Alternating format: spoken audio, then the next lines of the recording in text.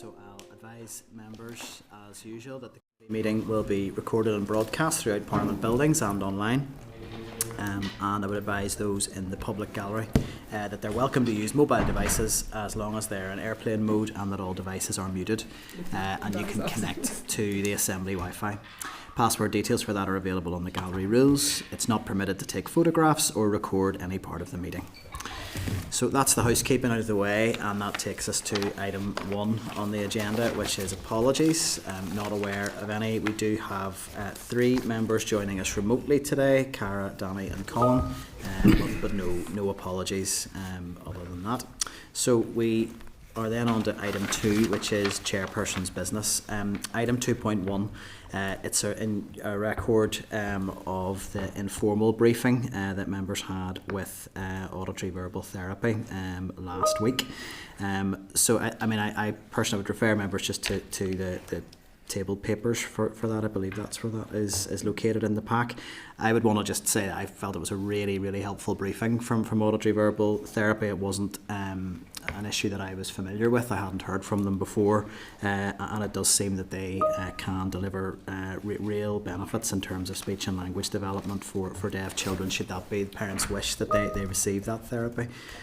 So I think there's a few things I would like to suggest. I would certainly, and they did suggest that they were potentially going to be engaging with the Minister themselves anyway, but I would suggest as a committee that we write and thank them for the briefing and how helpful it was, but also that we write to the Minister and ask what the Minister and Department are going to be doing to widen access to AVT in schools. I would suggest we should also share the briefing note with the Health Committee, as it may be of interest to them, and also that we do write to the Health Minister and ask about how training in auditory verbal therapy is going to be widened for speech and language therapists, as that's really critical on the educational side in terms of getting access to that. Is there anything else any members want to add, or are we agreed in those actions? Yeah, Chair, and it was interesting that they're not looking for a massive amount of money. I mean, it's 80 grand a year for 10 years to train up therapists in this particular field. I don't think there are any in the north at the minute, did they say? And I mean, the results that they spoke about are quite spectacular, I thought, you know. Yeah, no, it was a really informative briefing, and I think as well, thinking about the teachers of the deaf in Northern Ireland again, just that there doesn't seem to have been resource available to get teachers upskilled in this. So I mean, it all seemed potentially really positive. So hopefully we're all agreed on that. Mm-hmm. Okay, that moves on to item 2.2 in chairperson's business, and it's just really to draw members' attention to we had a ministerial statement this week from the Education Minister on defibrillators in schools, and there was quite a wide-ranging sort of set of questions coming in on that on the day, and I think it was welcomed across parties. So I mean, I just want to confirm very much that we welcome that investment, and potentially life-changing, life-saving investment for in our schools. So very much to be welcomed. But if any members have anything to add? No, great. Okay, that moves us on to item 3, declaration of interests. Any members have any interest they want to declare in relation to any of the items on today's agenda? No. If anything arises during the meeting, as normal, please indicate. Matters arising, item 4, nothing on there unless anyone has anything else in matters arising. Peter? Chair, I'll take your steer on this. Just one committee minute I wanted to follow up on, but I'm happy to have it here or in AOB. Is it in relation to anything from last week's committee? No, we take it at AOB then. Yeah, 100%. Okay, that's grand. Okay, item 5 then is draft minutes. So those are the minutes of the meeting of the 20th of November, page 11 in your packs. Our members agreed that those are a complete and accurate record of proceedings. We agreed? Agreed. Thank you. Thanks very much. Okay, so that takes us on to item 6 on the agenda. So that is an oral briefing on the committee's relationships and sexuality education inquiry, and it's from Professor Chris Bunnell. There is a briefing note from the committee clerk at page 19, and then there is Professor Bunnell's submission to the committee at page 20 of your packs. Professor Bunnell will be joining via Zoom, so hopefully we'll get that organised shortly, and we'll have that on screen. In terms of, there is a briefing note that introduces Professor Bunnell, but I'll let him maybe do his own introductions in terms of his own background and what he's bringing to committee today. Really, other than to say that Professor Bunnell is a Professor of Public Health and Sociology at London School of Hygiene and Tropical Medicine, but I'm sure he can fill us in a bit more detail on his background. So good afternoon, Professor Bunnell. You're very welcome here at this Education Committee sitting, and thank you for contacting us to offer to give evidence to our inquiry. You are very welcome here this afternoon. Thank you. I don't really propose to do any much more of a preamble, other than to really hand over to you and to say that we would invite you to make an opening presentation or any opening remarks of up to 10 minutes, and then we'll move to question and answer from members. We tend to keep each interaction from each member to 5 minutes where possible, so that we can get through the session. It may not take as long as that, depends on what questions come forward. So really at this stage, hand over to you. Anything you want to add in terms of your own introduction, and then on to presentation. Thank you. Okay, thanks. So yeah, I'm Chris Bunnell, Professor of Public Health and Sociology at London School of Hygiene and Tropical Medicine, and I'm in the course of a trial at the moment. We're doing a large trial of a sexual health intervention in English schools, where we're collecting follow-up data at the moment. So we don't have any results on that, but we do have some results on the baseline survey. So I'm going to describe some background literature before describing the results of our baseline survey and what that told us about RSE in England.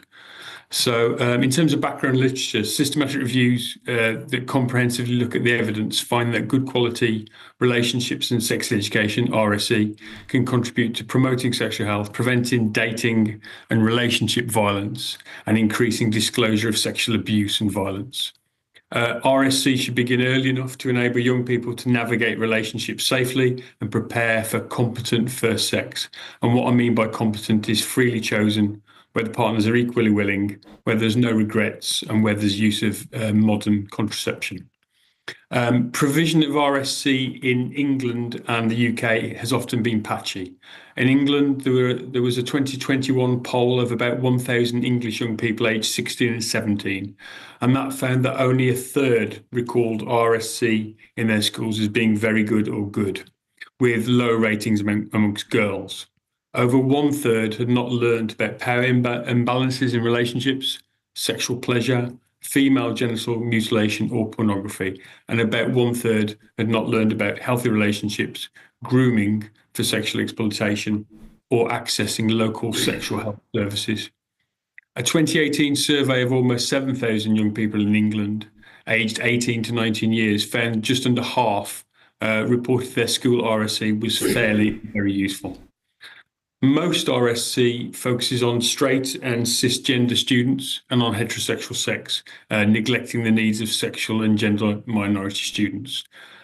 Surveys of 18 to 19-year-olds in England that I just mentioned found young people from sexual minorities were significantly more likely to report that their school's RSC was not useful.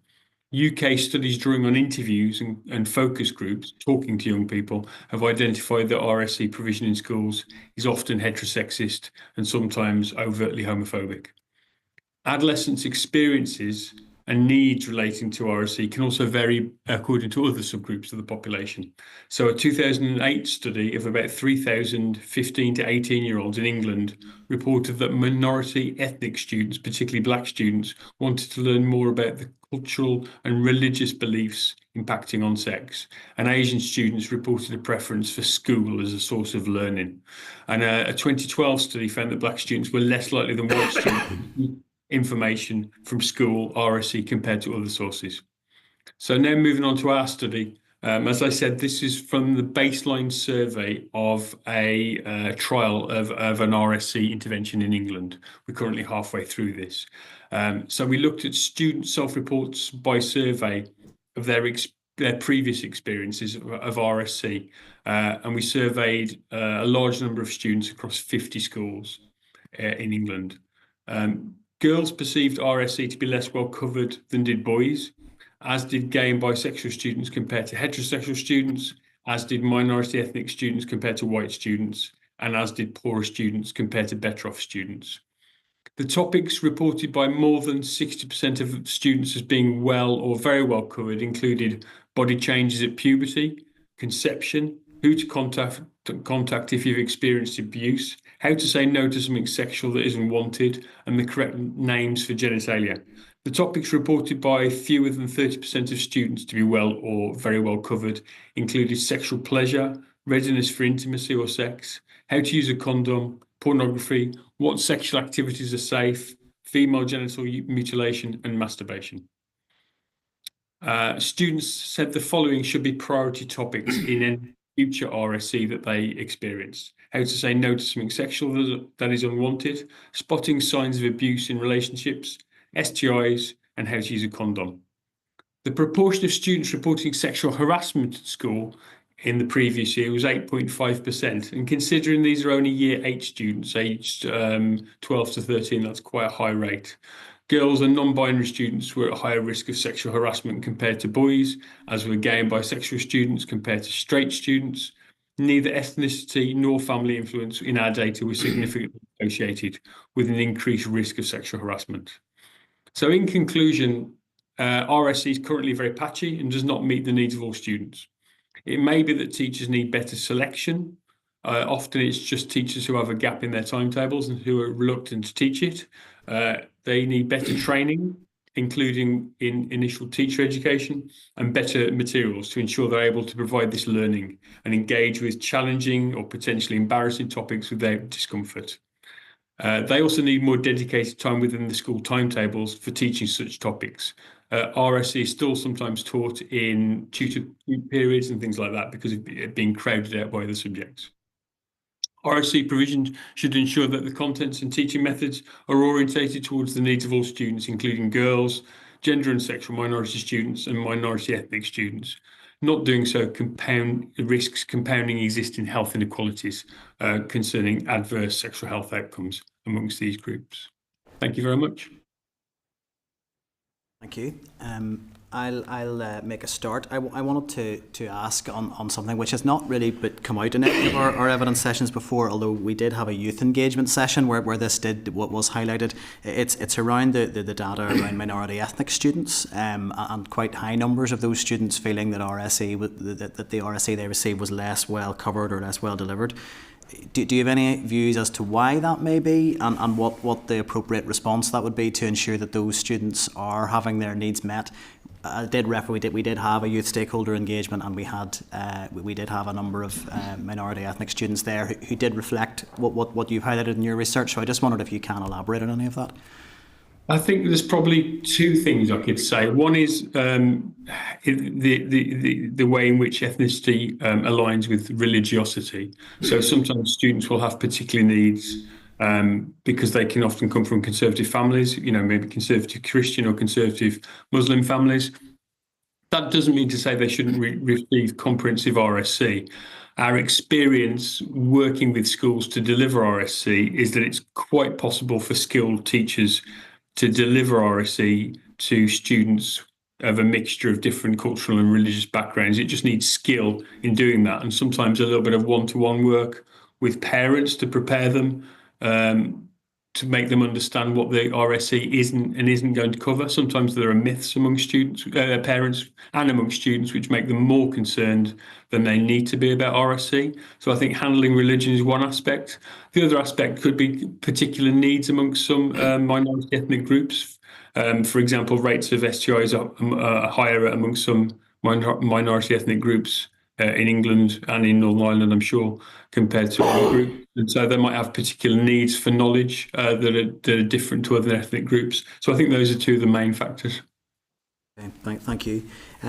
The other sort of bit of your briefing I wanted to draw out was that figure. Now I know it's for England, but we're 8.5% of the students surveyed had experienced sexual harassment in school. Those are obviously quite concerning figures. I don't know how that would be reflected in Northern Ireland and whether that would be comparable.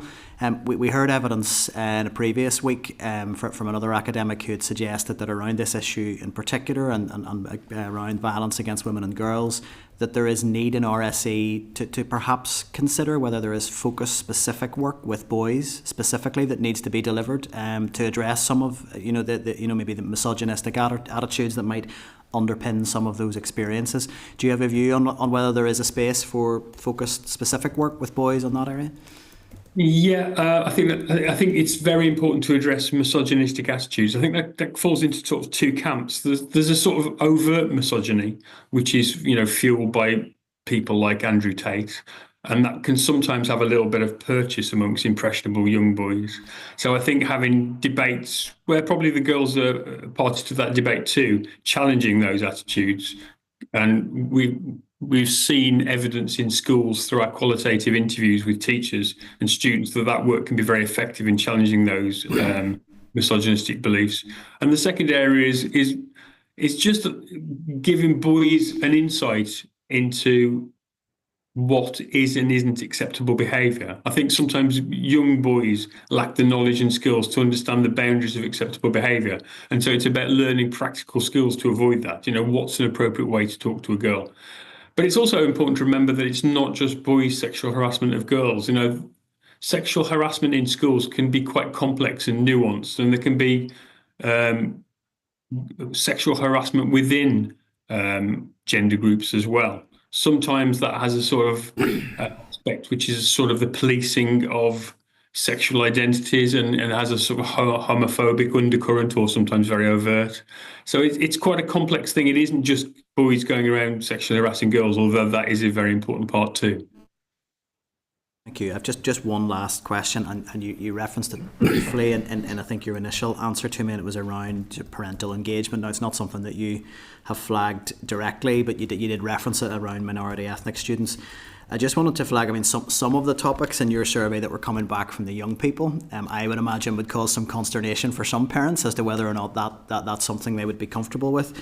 Do you have a view on how we navigate that interface around getting good parental engagement and buy-in, and also reflecting what young people are saying they want to be receiving in these lessons? Yeah, so our trial is of an intervention which has a comprehensive RSC curriculum developed by the Sex Education Foundation, a UK charity. And it's comprehensive and it addresses some of those more sensitive areas. And we have been surprised that we have had very little pushback from parents. And I think that is down to the skill both of the Sex Education Forum in preparing schools, but also in terms of the schools preparing of parents. So schools tend to send an email out to all parents, being quite clear about what the contents of the curriculum is going to be. And that sometimes does lead to some students expressing some uncertainty and concern. And what the schools tend to do is get the parents in, or it might be a Zoom meeting or it might be a face-to-face meeting, and going in detail in what the curriculum will actually involve. Because sometimes those titles of those lessons or the topics sound quite stark and lead one to imagine, ridiculous things that might be occurring in the classroom. And those things don't usually come to pass because RSC is delivered by sensible people who are not trying to be sensationalist or particularly out there. It's trying to prepare young people for what they need to know in their adult lives and indeed in their adolescent lives as well. So we have had a few parents who've withdrawn their children, but it's usually like one or two per school, if that. And this is in schools, across the whole of the UK, England, with great variation according to ethnicity, religiosity, etc. So things haven't been anywhere near as problematic as we thought they might be at times. Thank you.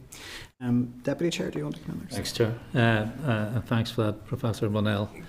There has been suggestion from some quarters that what RSC will do is that it will lead to greater sexualisation of children and young people. And in the course of your work, have you come across any evidence that would support that assertion? No. There's a huge number of systematic reviews, all of which comprehensively review the evidence. And there's absolutely no evidence that RS leads to earlier sexual behaviour or riskier sexual behaviour. And indeed, it tends to delay the age of sexual debut. Not all trials find that it delays the age of sexual debut, but many do, and none find that it brings that forward. Thanks for that. And in terms of the delivery of RSC, Have you noticed any qualitative difference between external providers or if it's being provided in schools? Have you any information about that at all? Yeah, we've seen differences. There is a debate in the field about whether it's best for sex education to be delivered by external experts or better to be delivered by teachers. And I don't fall into either camp in that debate. I think teacher-delivered sex education can be extremely good, but it has to be when the teacher has volunteered for it, rather than just because they've got a gap in their timetable and they're normally a physics teacher. They have to be adequately trained, and they have to possess the soft skills to be able to do the lesson effectively. The advantage of teachers doing it is that they already have a relationship and have some sense of trust with the students. And they also have an ongoing relationship with the students, so they can be made aware where the student has particular needs. There's quite a lot of evidence that doing sex education well can deepen the relationships and improve the engagement of students.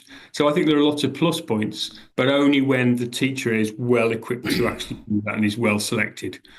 Having said that, when a school has the resources to afford external RSC provision, which is often not cheap, there are several very good providers out there.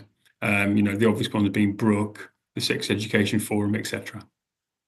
And in terms of training teachers to deliver RSE, well, what is the process in schools in England or within the education system in England?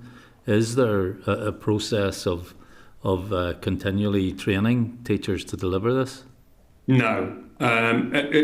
In terms of standard practice, there isn't any kind of standard practice at all of continuing professional development available to all teachers. In our trial, the Sex Education Forum delivered a bespoke programme of Zoom-based training for teachers, which was well received.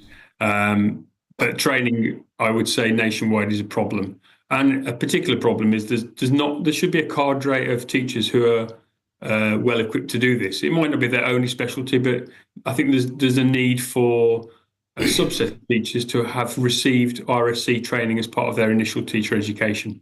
It might be RS teachers, or it might be PE teachers. It could be, they can balance that with other subjects.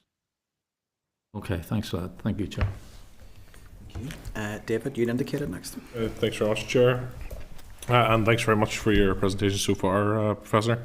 I think one thing I'm hearing, we've heard quite a lot, and I think the Chair made reference to this last week perhaps as well, is that while there's a spectrum of views on some specific issues, the engagement with parents piece seems to be key across the board, and I think even Christian Institute, who we met informally yesterday, I was very much a listener rather than a participant in that particular meeting, but they had said of note, I think, that even though, and I think representing some of those sort of more religious parents perhaps, that it's a very, very small proportion would ever opt out on that basis when given the proper information and informed. And I think sometimes when we talk about opt out, we imagine that there's going to be a horde of people that are wanting to bring their kids out, but actually even within religious communities it ends up being rather small. It's just the option that they're looking for.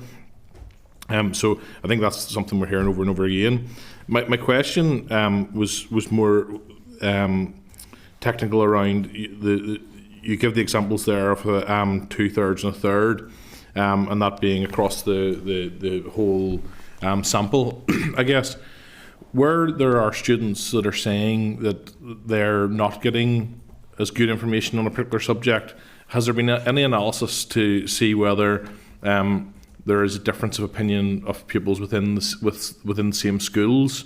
Or whether, I guess what I'm trying to get at is there different pupil perceptions of what schools are teaching within a school, even though those pupils would be getting the same classes, I guess, in that respect.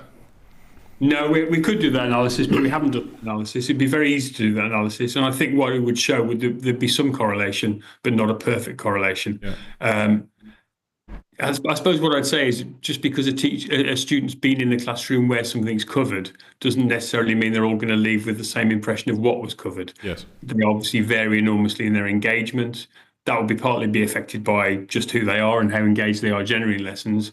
It will partly be affected by whether they feel like the lesson's speaking to them and their needs. So I think the same classroom, students could leave it with different impressions about what's being covered. But I think that I could run those analyses, and I think there'd be some correlation, but not a perfect one. In relation to the parents, I think it might be useful for me to make one other point. When we had reports from schools about parents wanting to withdraw their children from lessons, the part of RSE in the UK, in England, that they can withdraw from is that when it's covering sex rather than relationships. But the part that parents are often most concerned about is particularly either pornography or more often LGBTQ plus issues. And there, I think, is where the schools can often be very reassuring to parents, because I think parents can sometimes imagine they're going to have their children are going to have lessons about how to be gay or something like that, which obviously is not the case. Most of the provision is focused on mutual respect, which is couched very much in terms of whether you're a Christian or a Muslim, whether you're gay or straight. It isn't about trying to persuade anyone of the rightness of your position or anything like that. It's about mutual respect. So that is something that's usually schools find quite easy to reassure parents about. Yeah, I think that's something else I think you covered actually in terms of, you were talking around whether boys should be, I think it was an answer to the chair's question, whether boys should have a separate element or whether it should be, and whether they have a separate element or not. I think it's right that, my opinion, for what it's worth, that discussion and so on, we talk about whether it's sectarianism or racism. Sometimes whenever you're you build a relationship and you know the person that you're talking about and you're in the room with them, it's much harder to take some of those attitudes that you talked about. And I see no reason why the same wouldn't be true here. Just one other short question, which probably not a great relevance, but just to understand, you said around the in English schools, some of this was being taught in tutor periods or whatever you refer to. It's not something I've heard, I don't think, around here. Does England have an equivalent of what we have in terms of learning for life and work, which here would seem to be the natural place and tends to be the natural place for, some people will say that it's better in some places than others, but the natural place for it to sit is within that subject. Does England have an equivalent in that respect? No, so RSAT has become a statutory requirement, but there's not a sort of fixed place in the national curriculum for it. So sometimes it's in bespoke lessons, which are often what used to be called personal, social and health education. Sometimes it's in RS, sometimes it's in tutor group, and sometimes it's in what are called drop-down days, where the whole year group come off timetable for a day and sort of have mass education where the whole year group are kind of exposed to a lesson, which is pretty poor. Thank you. Apologies for my intervention there, and my phone wasn't following my own guidance on keeping things on silent. Michelle, you'd indicated next. Thank you, and thank you, Professor Bonnell, for your evidence today. I just wanted to ask a wee question reference to the study you referenced in the briefing that you gave us in your own study. It was quite a young cohort, sort of age year 8s. Is this a continuing piece of work? Are you going to be looking at other age groups as you go forward? Is this confined to that group? So our design is it's 50 schools up and down England. We surveyed them at, near the end of year, actually in the middle of year 8 when they were 12 to 13. Half of the schools then received the intervention and half didn't, randomly. And we're now doing follow-ups of this. They're in the first term of year 11 now, so like their GCSE year. So we're trying to get a good rate of completion for that so that we can actually assess the impacts of our programme. Okay, so you're following that group of kids through their education then. Yeah. And in terms, then, you've noted some of the kind of student-reported priorities for this. Is that then something that you'll then be measuring for comparison as they get older, how their kind of priorities may change and shift? Yeah, so we'll be repeating those measures. But the reason why we included those measures in the baseline survey was primarily because in those schools that then were allocated to join the intervention and receive our intervention, the survey was actually used to inform practice at the schools. So schools could determine which, they had some choice about which lessons they delivered. So they could tailor that to the needs of their students. And also that sort of built a sense of student ownership and engagement from the very beginning. Okay, that's great. Thank you. Thank you. No, had any other indications, Peter? Yep, no, that's great. Thank you.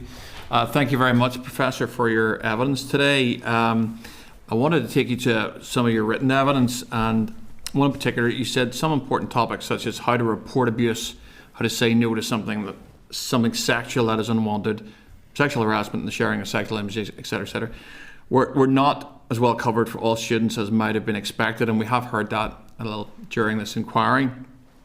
In Northern Ireland, we've heard some evidence from the NSPCC. They have two programmes, one called PANTS and one called Speak Out, Stay Safe. It's actually delivered in I think when they came to the committee, they said 93. I think it's now 94% of schools. It's an excellent programme. Is it possible that in Northern Ireland, our young people, by the time they leave primary school, actually have been taught effectively how to report abuse and how to say no to something sexual that's unwanted? And obviously your evidence today is very based on an English model. Is it possible here that actually, especially at primary level and especially in the areas of safeguarding, this is actually being done and being done well, and maybe some of the stuff some of the research you're presenting may be more an English type thing? It's entirely possible that our findings don't apply to Northern Ireland. I've got no insights about needs and experiences in Northern Ireland. Somebody like Marie Lohan would be a good person to ask at QUB. Yeah, I think we had her We've last week, heard from indeed, and it was an interesting session. I take it one other thing from your evidence. Just you stated there, UK qualitative studies have suggested RSE provision in schools. I actually use it in your oral evidences today is often heterosexist, sometimes overtly homophobic. And you cited a piece of research by Formby and Donovan from 2020 on that. Do you know what the sample size that research was based on?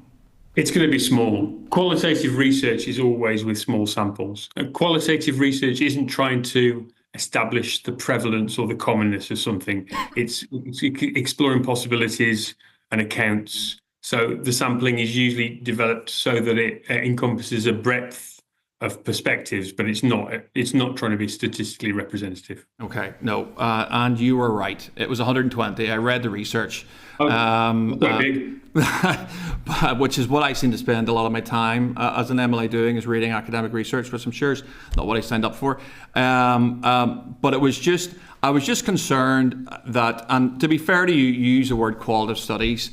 It was just to maybe make the point that sometimes I think we see a lot of research at the committee, and it may lead us to think that, and certainly in some of these areas it is the case, but some things are incredibly prevalent, and unless you actually read this stuff really carefully and actually dig in behind it, in that particular circumstance, as you notice, it's qualitative, it's 120, it can't be. So that comment, cannot be rolled out quantitatively across all schools, and I see you shaking your head, and I appreciate that.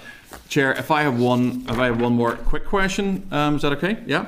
And it was more just an interesting thing that you mentioned in the written evidence. You said increasingly family influence was linked to a greater perceived RSE coverage, as was school commitment. Can you elaborate on that for me? Yeah, we find this in almost all research. There is something called the inverse care law in public health and health service research, which suggests that the people who most need services often have the least access to it. And in this case, I think it's less that poor kids are in schools that deliver RSC badly, although that might be possible, and probably is a little bit possible to some extent, but it's probably more the case that poorer kids tend to have lower academic engagement, and so even though they might be exposed to the same lessons, they might get less from the lesson. And that's not to denigrate those children, it's to say that in general and in terms of RSE, schools need to work harder to engage those kinds of students. And so, for example, with RSE, what that points towards is a need to differentiate lesson plans for different sorts of students. And schooled teachers are very familiar with doing that. It's all about trying to figure out the way to, make a lesson in a mixed ability class or a diverse class in some way, make it reach the boys, make it reach the girls, make it reach the lower attaining kids, make it reach the kids who maybe have SEND issues. Skilled teachers can do that, but it can always be done better. No, we've got time. Yeah. That's really interesting. Do you think that, I mean, you use the word perceived RSE coverage. Do you think, in light of what you've said there, that, and I'm not too sure how to frame this, but in terms of some of the research that's done, I'll maybe just frame it in a really black and white way, there may be children or young people who are responding to research who maybe are not happy at school, for example. And you give them a survey and say, are you happy with this subject there? And they might have an association in their mind that they don't like school, so they're going to, fill in a survey in a negative way. Can that happen? And is there any way that researchers can compensate for that bias? Is that question competent enough for you? If you see where I'm driving at, so you give about 1,000 surveys to kids, and some of those children may not like school or may have a particular view on the RSE in particular that's being delivered in the school, and they will therefore answer that survey in a negative way due to perhaps other levels of bias rather than actually how it's being done. I don't think you can control for that in any statistical sense because the data is the data. The way that researchers try to overcome those problems is to ask specific questions. So if you ask somebody, did you like something, that will invite lots of subjective affect that they'll draw in answering that question. But if you try and keep the questions as factual as possible, did you experience this? Did you experience this aspect of RSE? You're more likely to get accurate information that's not so biased. It's a possibility. My feeling, I've been in millions of classrooms overseeing these kind of surveys. My sense is usually students haven't got an axe to grind. Most children like school and like their teachers. So I think it's a fairly small minority that would apply to. Thanks very much for your answers. That's Chair. Pleasure. Sorry, could I just make one intervention please. For accuracy? Peter said he noticed Professor Bonnell shaking his head. He was actually nodding. Nodding, did I say shaking? He did thank him for it though. Yeah. I think in another culture, maybe if I was shaking it the other way around. But I know I was, thank you, Deputy Chair. You're absolutely right. I was agreeing with Professor Burnell. As we have Hansard here, it is an important distinction for Hansard, for sure, absolutely. Well, Chris, thank you very much for your evidence. If it's not to put too much of a burden on you, I think the committee would be very happy to see the conclusion of your study when it completes. I assume this will be an issue we'll continue to take an interest in, so please do feel free to share that with the committee when it's available. Will do. We thank you for your time, and all of that will now be factored into our inquiry report, so it's appreciated that you gave your time up this afternoon. Thank you. Thank you for having me. Thank you.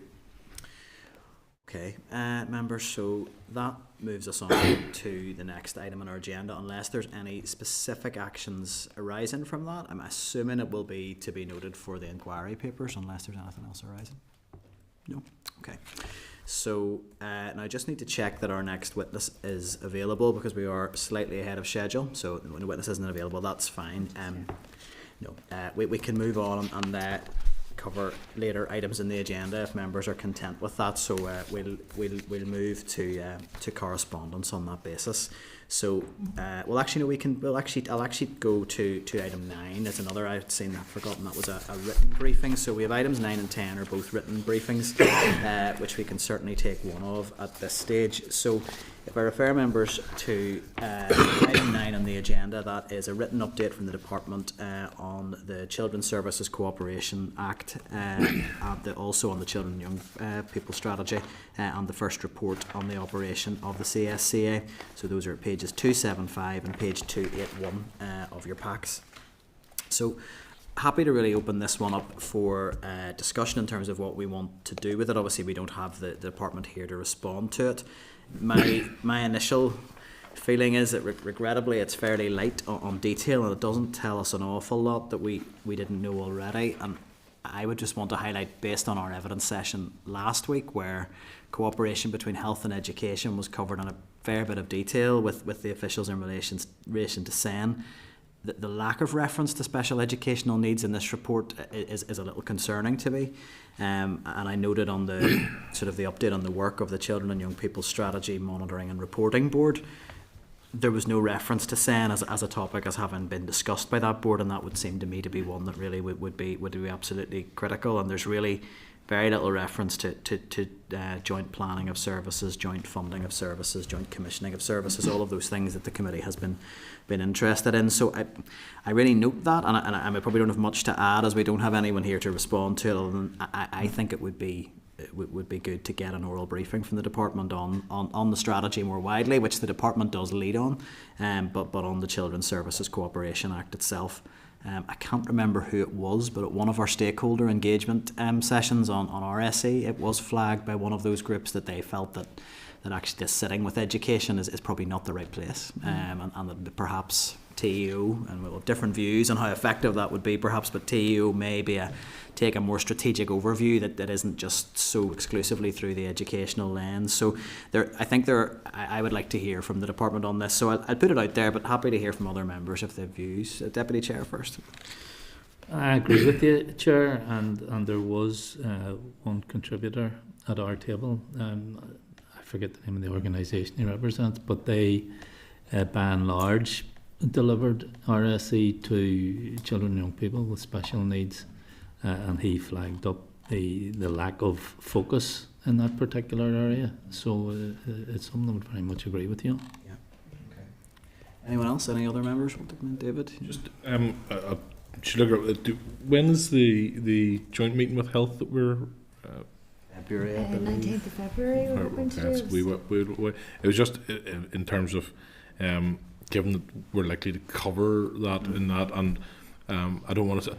In the past, certainly in the early sessions, I've probably been, I can't speak for everyone, I was probably more sceptical that some of the pushback on some of this was more from the health. I don't want to unfairly malign anyone. They can, when they're not here to defend themselves.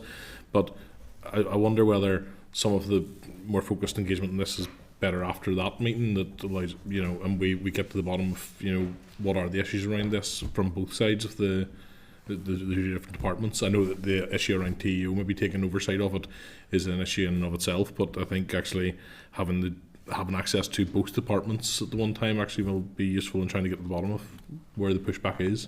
I'm certainly open to scheduling it in a way that makes sense in our programme. I think even if you bring the department, I think if you bring the DE here, I get the sense that they're going to be very slow to point out other departments and say, oh well, it's because of where actually if we have access to both sets of departmental officials, we might get to the bottom of something. No, if that's well worth considering. Kathy, you'd want? I didn't, just on the point David's making, because I was actually thinking of the other way around. It might actually be better if because it's okay having this presentation, but actually if we had more detail and we're able to maybe tease more of it out, we might be better informed going into that joint meeting.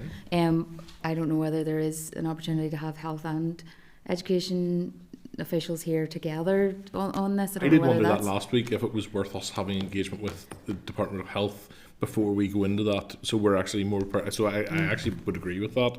That's what I was trying to sort of pose last week, was actually if I knew we had that meeting coming up, but actually having DOH officials in, I think might be useful on it.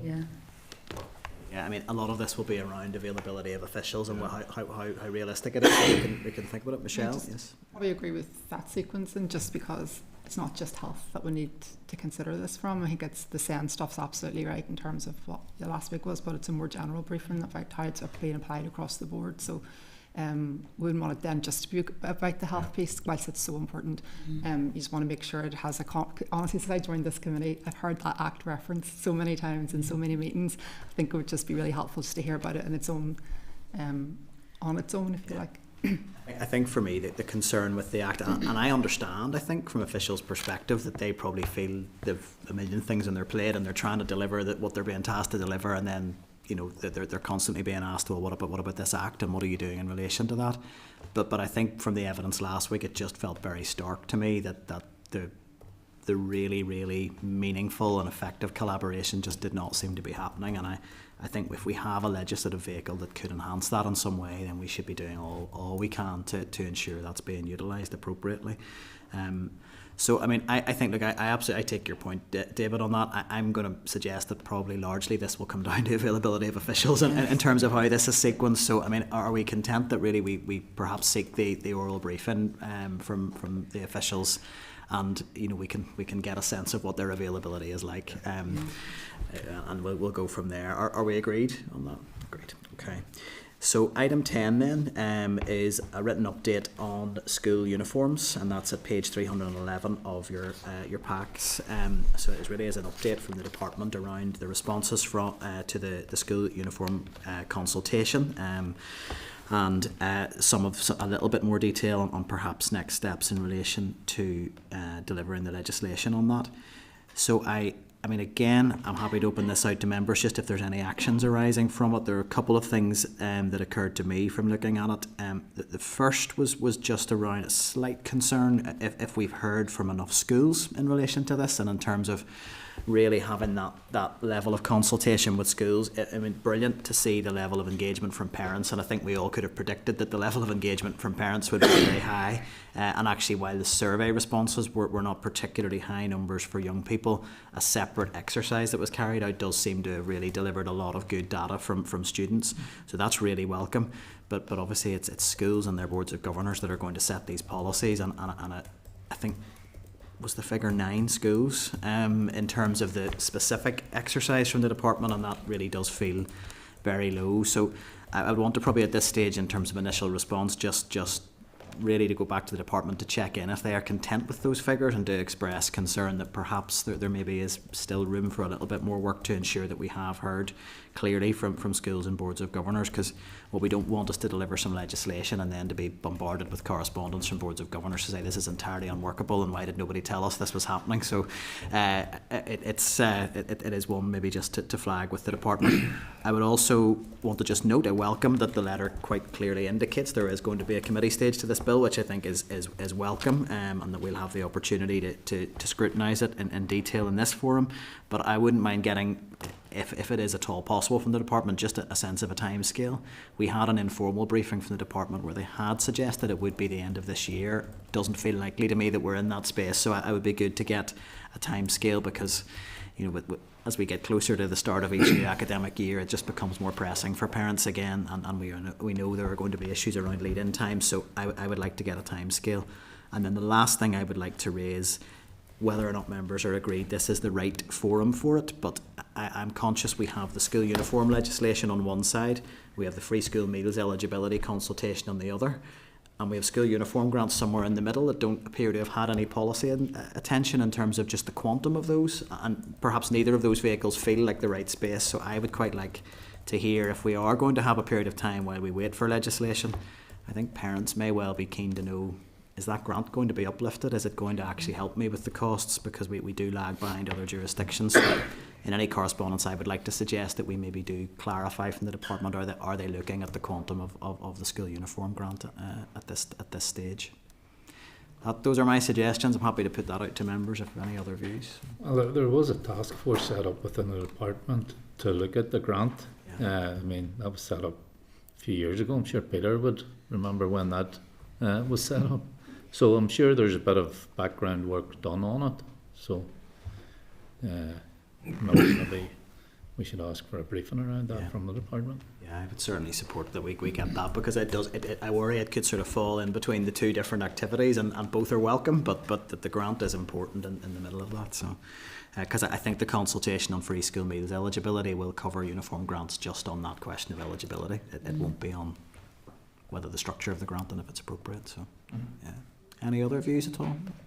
Just on the when you were talking about the uniform stuff there, I think it's really important that we do get that timeline, because we're now going to be facing into a new term in the schools. We're going to be sitting here likely in the summer with the same issues that we've been having, so I think it'd be really good to get confirmation from the department on that, and then on the the schools. I couldn't agree with you more on the level of consultations with the schools, because at the end of the day, these are the guys who are going to have to put this into practice. So I would be flagging that. But really the timeline, I think it's that we need to get something concrete from them. Absolutely. I mean, on a positive note, anecdotally, and number of principals I've been engaging with, schools do know this is coming, and I know schools are proactively looking at their policies now, and that in and of itself is a really welcome bit of progress there. But no, that's fine. It looks like, I think there is consensus. Are any other views, or are we happy that we take those actions forward? Agreed. Okay. Okay, well, I can see that Professor Aldred has joined us now. I'm assuming from your reaction you can hear us okay. Is that all? Is the audio fine? That's great. So I'll just bring members back to that item on the agenda, and that is item 7. And it is a briefing on the committee's Relationships and Sexuality Inquiry, Relationships and Sexuality Education Inquiry, and it's an oral briefing from Professor Pam Aldred. There's a briefing note from the committee clerk at page 25. There is a report at page 26, it's about time. There is also a report on teenage parenthood, what's the problem, at page 57, and a selection of articles by Professor Aldred at page 86 onwards. So Professor Aldred is joining us remotely. My notes advise me that she is a Professor of Youth and Community Studies at Nottingham Trent University, but if there's anything you want to add to that biography, please feel free. You're very welcome with us here this afternoon, and we thank you for giving up your time to contribute to the committee's inquiry into RSE. I would really at this stage just be handing over to you for any initial remarks or initial presentation that you want to make. We would ask that be a presentation of up to 10 minutes, and then that will move on to question and answer from members, and all of the evidence we hear today will be put into the papers for the inquiry to inform any final report that we then produce. So I will hand over to you, and we're looking forward to hearing from you. Great, thank you very much. Well, thanks for the chance to brief the committee. I'm really grateful for that. I'll just mention that besides working in youth and community studies and in a social work department, I'm also a member of the Sex Education Forum and a reviewer for the journal Sex Education, and I've done special issues of that. And can I just say my background? I've researched relationship and sex education for about 20 years in secondary schools across whole boroughs, and looking at taking a multiple perspective approach.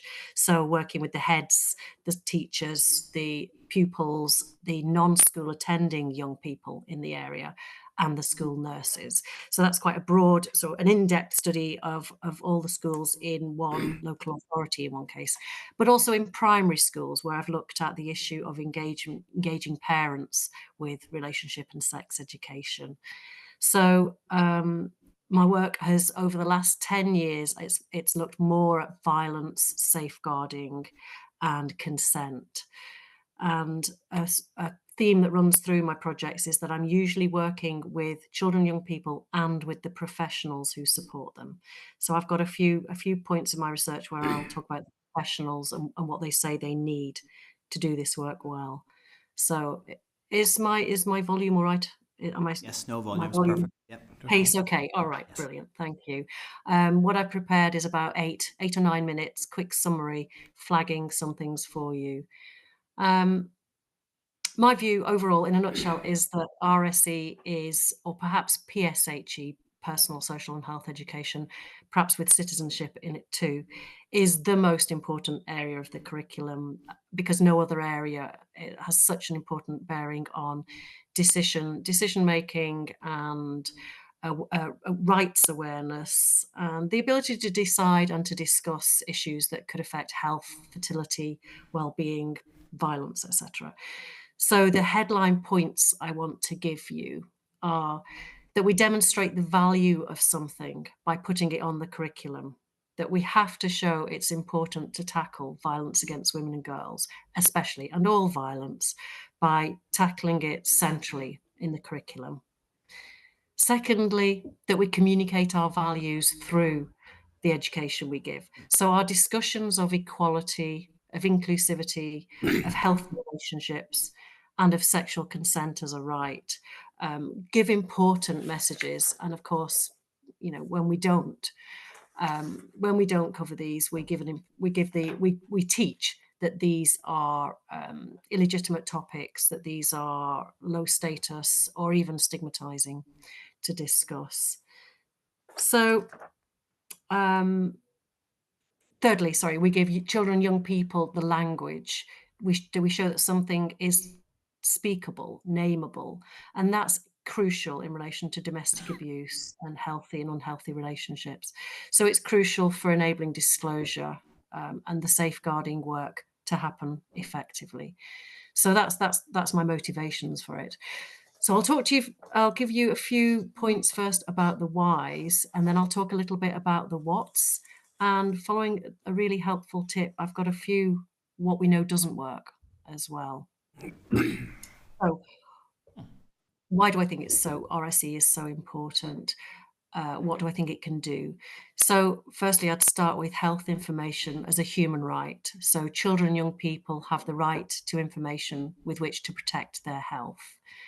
So that's a straightforward requirement for education to provide.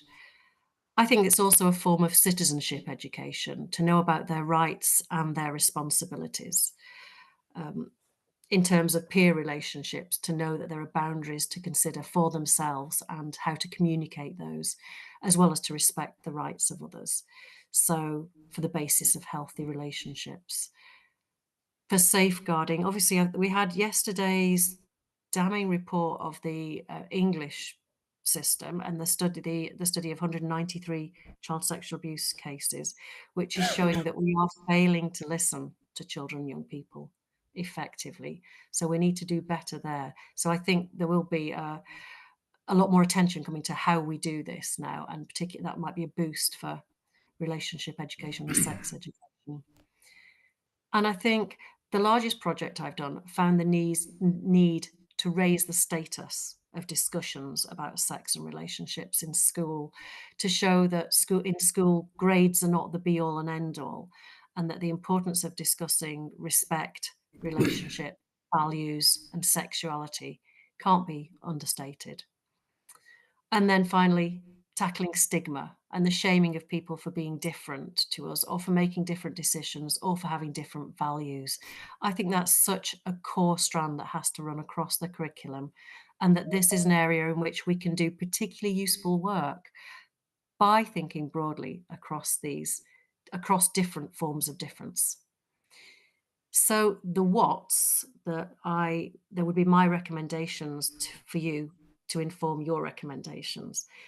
The whats are of comprehensive relationship and sex education. So I think the international and the interdisciplinary consensus is about the need for sexualities education for children and young people. And I do mean children. I think the curriculum should rightfully start in year one, where we're talking about, yes, I think you should put your coat on, but okay, you can decide. Or in this case, I am telling everybody to put their coat on, but clarity about what we're asking and what we're telling for children, or asking before we wipe their nose or something.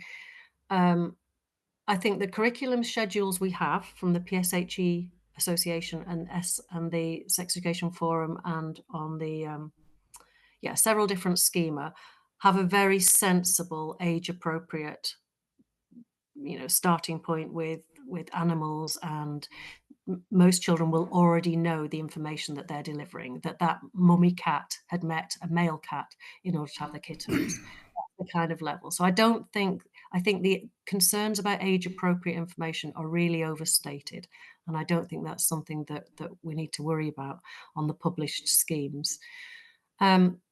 So I think frank and fearless sex education in secondary is needed, and clear and age appropriate relationship education from primary, from early years really, is good practice.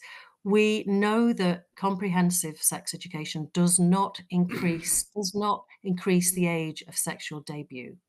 So we know from an international meta-analysis that comprehensive sex education does not alter significantly the age of first sex with another person. but we do know that what it does change is that it makes first sexual experiences with someone else more likely to be safe, more likely to be safer sex. So there is a significant gain from that education. Secondly, talking about anti-violence work. So on the slides that I've sent, there's just a couple of, there's the link to the EVOR work, which was work that I did with Vanita Sundaram. So anti-violence work has to be framed in the equalities work. Its base needs building from that base upwards. It might sound obvious, but I think it's absolutely crucial. And it's partly about the whole school trying to model respectful relationships among the teachers, from the head to the junior staff, for across all staff members, not only the teaching staff, and among pupils. And that also means community education and discussions with the community and a societal level discussion about this. Inclusivity. I think the two main things I want to flag are that the anti-violence, inclusivity in terms of the how, are inclusivity and the value of approaches developed in informal education.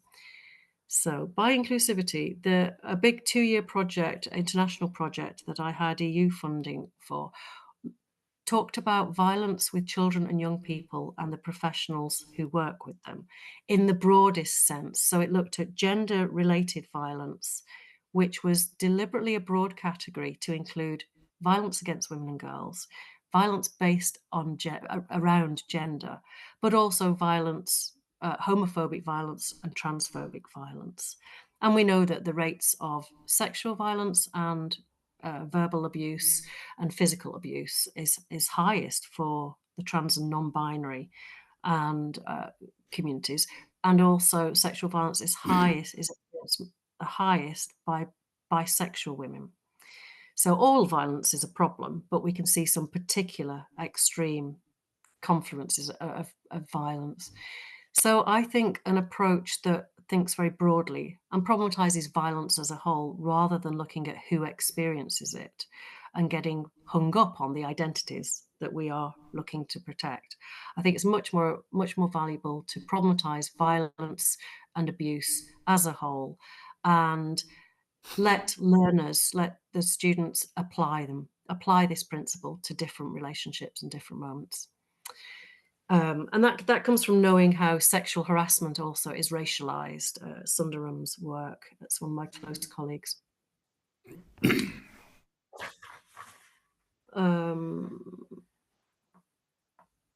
Comprehensive why. So the what. Okay, so I've got some whats, some further whats. Sorry, I've done my first two.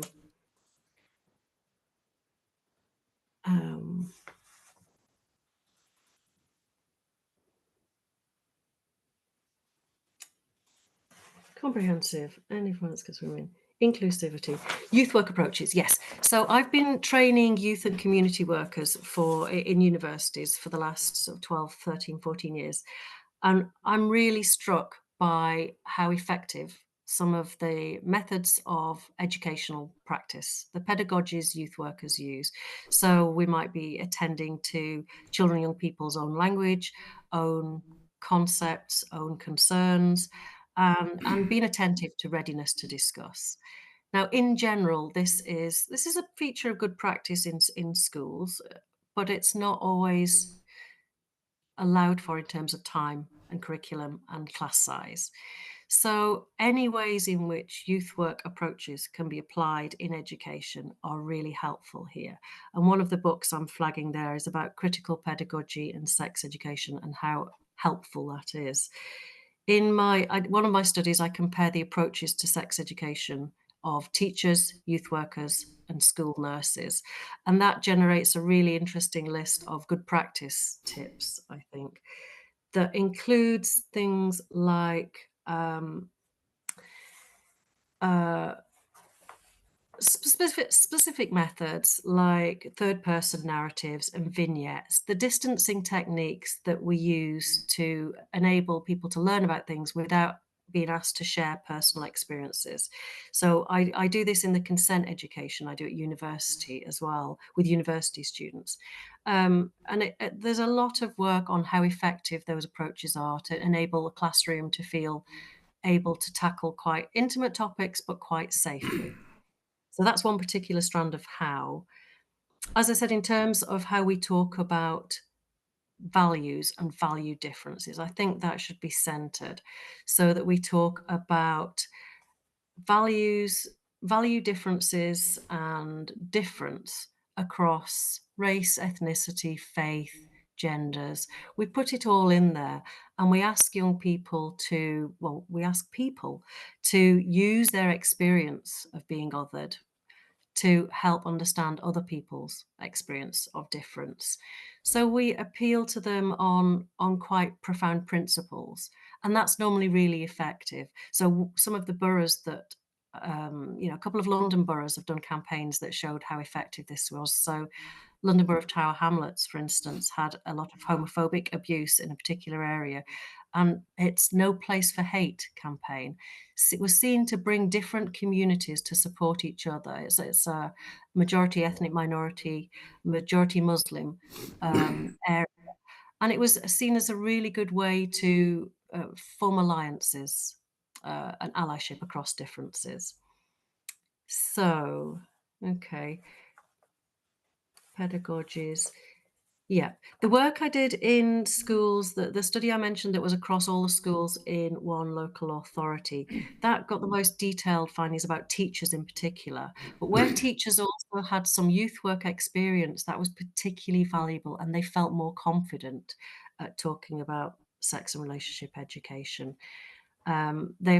Teachers, of course, need to feel supported by the senior management team who need to be visible in managing and leading relationship education. They need to be a face in that conversation, I think. They also need to know, specifically, one of the things that was raised with us in the End Violence Against Women study was that teachers flagged that they wanted support to discuss with young people social media influences and things like misogynistic media content. They wanted some support with addressing that in the classroom. So that was a particular one from my latest study that I want to flag. They also want to know they've got the confidence of the school community if parents complain. But I think what they need is opportunity to access training if they feel they need it, not to be compelled to cover relationships education if they're not confident. And I think we have to look at the core disciplines, the background disciplines of teachers, and recognize that sometimes STEM educators are not comfortable with or not as used to discursive approaches and values discussions. And it's probably quite different to ask an English teacher and a physics teacher to cover form tutor duties. I think ideally what's needed is all teachers in a school, all adults in a school, to be able to have confidence in discussing relationships, safeguarding, and some level of sexuality discussions with young people.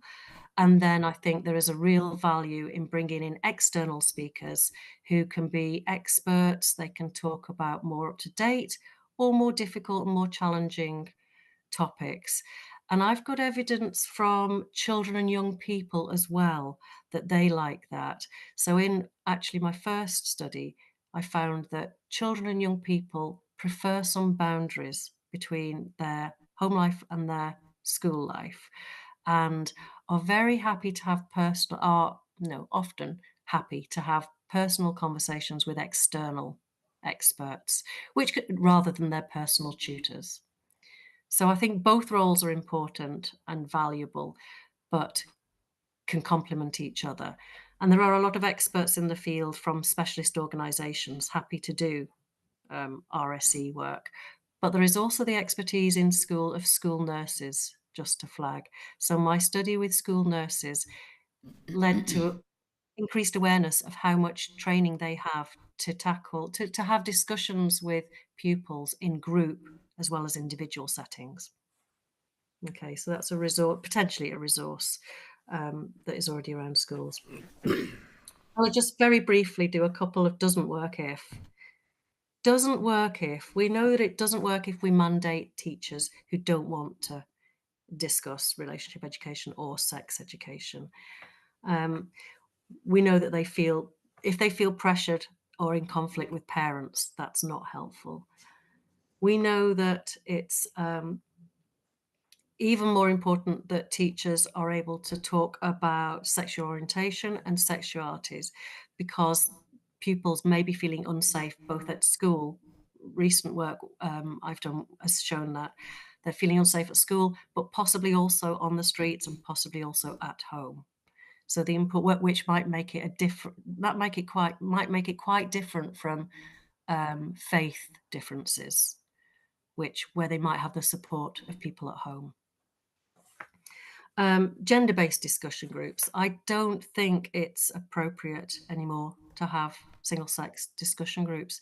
I think we can see that all pupils need to know about menstruation.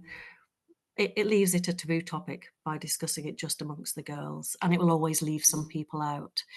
We could also look at FGM and see how valuable it's been in schools in Islington, for instance, where all the children followed a program that taught them about FGM. Some of the brothers were able to safeguard their sisters in that case. So I think these are issues for community education. I don't think we should approach education as identity-led. So I think the same I once had a teacher who said to me, there are no gay children in this class. It's okay, we don't need to cover that.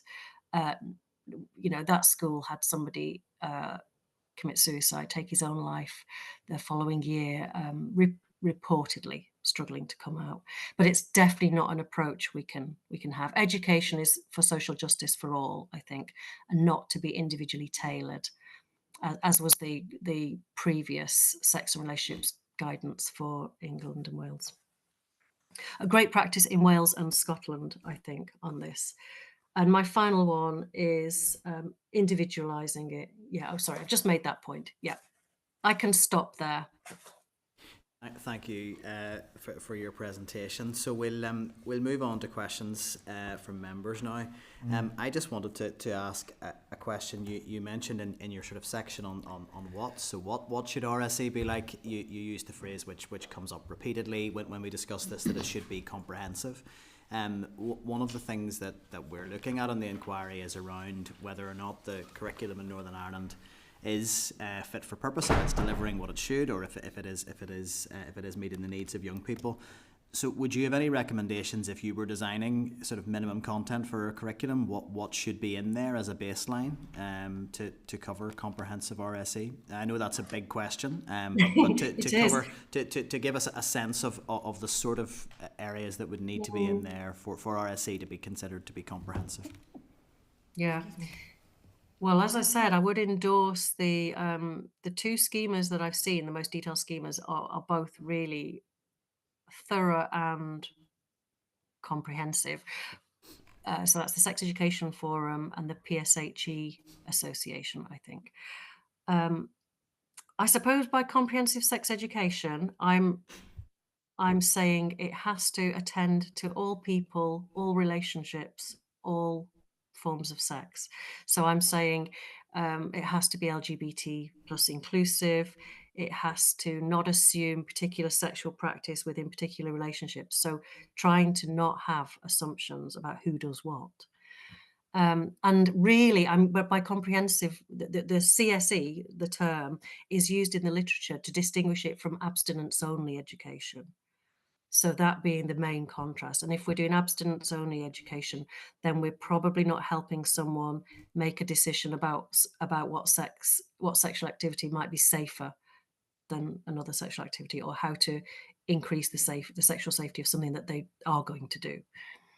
So could I ask a follow-up question on that then? On that basis, one of the things again that we've been thinking about is whether or not it is appropriate for RSE curriculum to be standardised, or whether schools should have flexibility around what they deliver. And we've heard quite divergent views on that.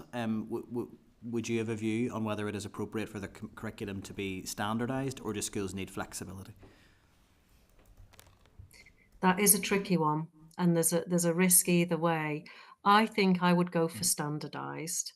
I would want to know that all schools are talking about violence. I would want to know that all. I think staff are emboldened when they can see a curriculum, and they know that it's not the bee in their bonnet. It's not something that they're going to get criticised for. I think it's a real help for them to have core topics, core subjects.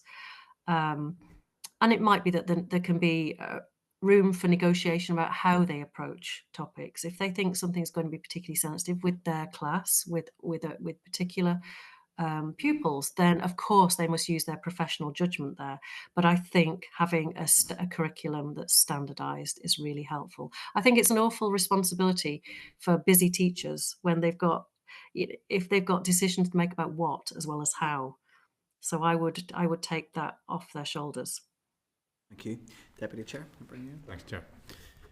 Thanks, Professor. And you said in your contribution that it can be useful to bring in external providers to deal with the more difficult or challenging areas. What are those areas that you think might be challenging or difficult? Well, it might be around violence in relationships, for instance. So some of what have mostly been women's organisations. So in my area, actually, you can get really good support in the curriculum from around for discussing violence in domestic abuse, actually, broader than violence, domestic abuse, from either some of the survivor services. So there's a women's aid organisation, or there's another similar provider, or with this organisation called Equation, and they do work on. I've actually seen their packages. They are an LGBT relationship support organisation, so they support same-sex couples experiencing violence, or they do education around they do relationship education. I've recently seen one of the packs that they're using, and I would say it was the broadest form of anti-abuse education. So it had cartoons of somebody being excluded at school, cartoons of somebody being actively bullied, cartoon of somebody cringing away from something in a home setting. And it was starting a conversation about power and abuse with pupils. So actually at the broadest level, starting those conversations, or at the most widely applicable. So I guess it supports the point I was making about having these conversations really broadly. What's not, what's okay and what's not okay. What's giving somebody a decision, what's not respecting their decision. Those kind of things that can be applied in really different settings. And that means that somebody who is who is applying the conversation you're having to sex is thinking about that. But somebody who's not thinking about sex or not motivated yet by sex might be applying that to the sports they play, or to other settings really helpfully. And in that sense, it's a proper spiral curriculum that once they eventually come to be, that they're embedding the values before it's within a sexual relationship or a relationship. Okay, thank you. Thanks, Chair. So we've got, Any other indications? Amnesty as well. Sorry, there are lots of very general organisations that, like Amnesty International, have got some good education packs as well that can work in a lot of different settings, I think. Anyway. Thank you. Kathy has indicated. Thanks very much, and thanks, Professor, for that presentation.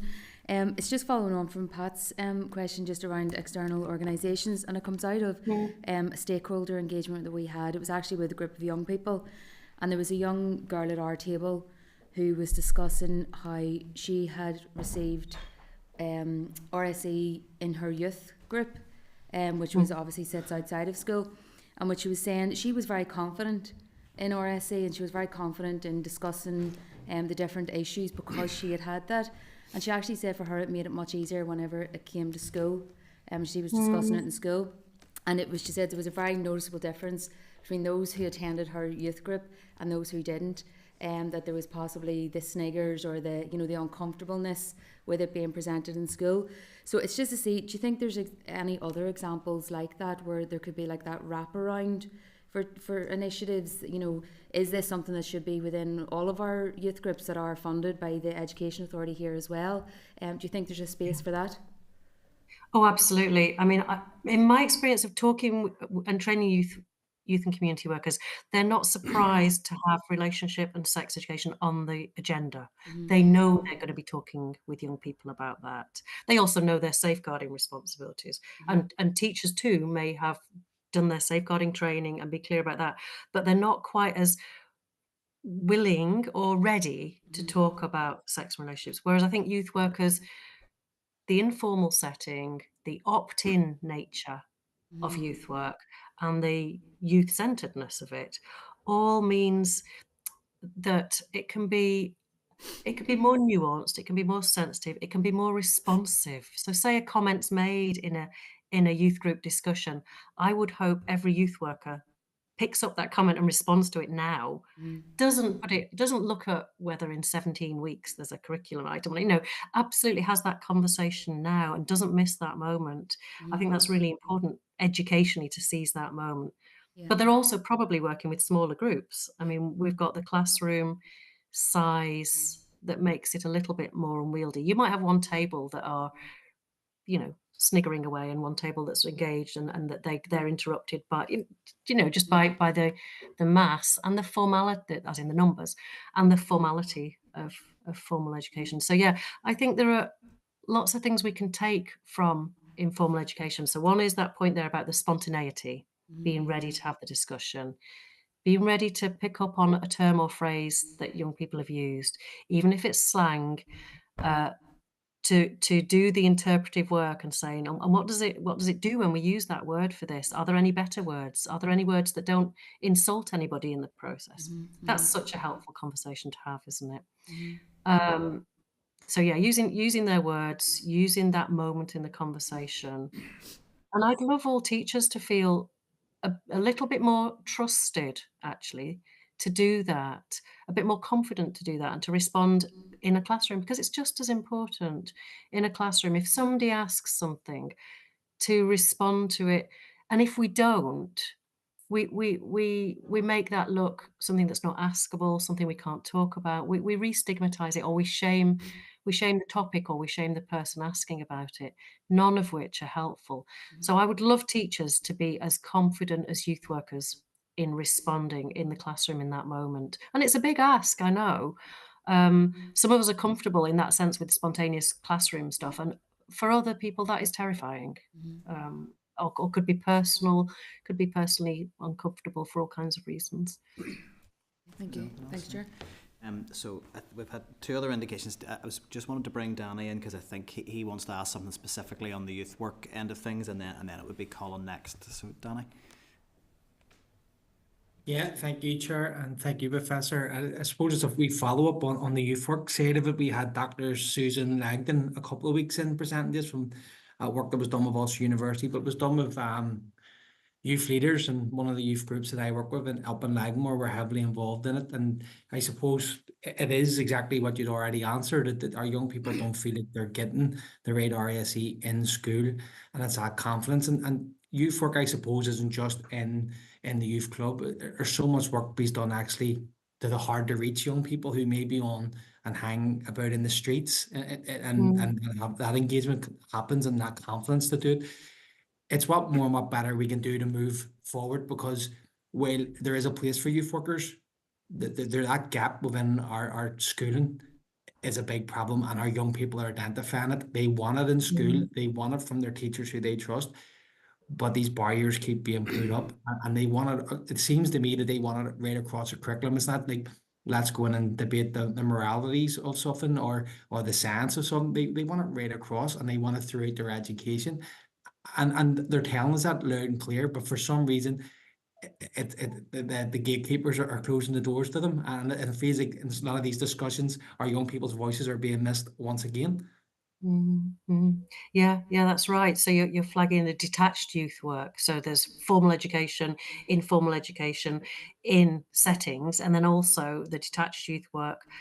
And these are really precious resources. We've seen, I can't remember what jurisdiction the figures for, but we've seen something like a 70% cut in youth work funding in the last couple of years. So it's hugely beleaguered, and those staff, and that also means that projects lose experienced staff and then have to, if they do get further funding, they have to re-recruit, and they lose that experience, that wealth of experience that is priceless here. Yeah. Yeah, you're absolutely right. Keeping those resources in different places. I might not want to have that conversation. I might not want to ask that question in front of him in that classroom, but I might be very happy to ask that in the youth work, in a youth work setting, or in a one-to-one. Yeah, I mean, young people are also more likely to have one-to-one conversations with youth workers too. So that's a really valuable moment. School nurses too, just to flag another source there. But we've seen, certainly in the schools that I've worked in, they've seen the school nurse, the contracts of school nurses cut and cut. They're only term time, they're only minimal. And as soon as they have anything like a new drug on the block, or a pandemic, or a vaccination schedule to roll out, they're really, they've got too much on their plate, but they are qualified to deliver group and individual education around sex and relationships. Thank you. Yeah, thanks. Was there something else you said? No, it's just what I hear from the young people, and it is about that relationships side of it as well, and that violence against girls and women. That's a big piece there for our young men to be taught, and that's whether should be in school as well, really being prioritized. And again, there is a place within our youth sector, because that's coming loud and clear through the youth sector. Thank you, Danny. I'm going to bring Colin in next. So, Colin. Thanks, Chair, and thanks, Professor, for your presentation and your time in front of the committee this afternoon. It is very much appreciated.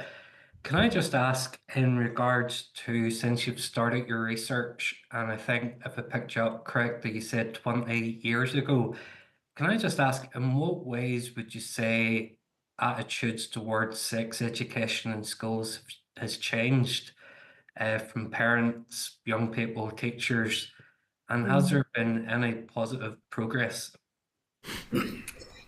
Yes, I think so. I think I'm also a parent of 3 teenagers. I think most parents now recognize that there is a whole world of online material that is way different to our experience in our childhood and youth. That means young people can't decide to step away from stuff. They can't actually make their decisions about what they're exposed to, because it'll come at them. They'll see it in different places. So I think that gives parents a bigger recognition of the role of professionals in this, and that professionals being ready to talk about things is really valuable. That, an image that a teacher notices has been seen in school may well have been around the whole group, or part of a class, and parents may not be aware of this. Parents may not be aware of this whole genre. So this is before, I mean, this is everything, I suppose, from sexist, or abusive imagery as well. We've seen some critiques that I think have reached parents generally. We've seen critiques of the amount of porn that is violence, and young men getting their sex education through and adopting norms, or learning that there are norms, like as if it can be assumed that women like choke experiences as part of their sex. And there's been some really awful case studies written up where young men had learnt messages, normalizing messages from extreme pornography, that are really worrying, really, really damaging.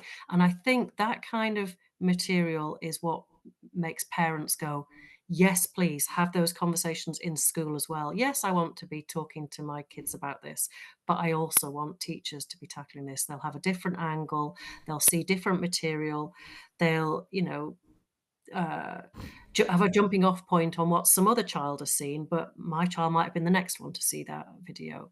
So I think that's changed. I think around biological sexual health, it's changed. We hear, the chlamydia rate is highest amongst 16 to 25-year-olds. The new infection rate's really worrying. There's an infertility, time bomb, some researchers describe it around that.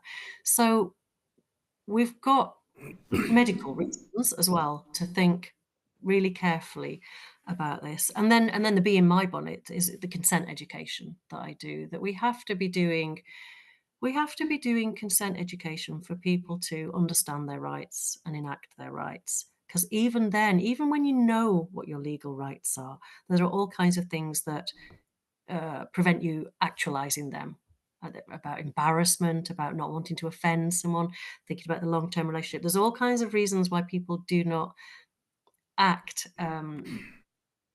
So knowing is just the first step around consent education. Thank you. Anything Colin, else has changed? did you have any follow-up, Colin? Or?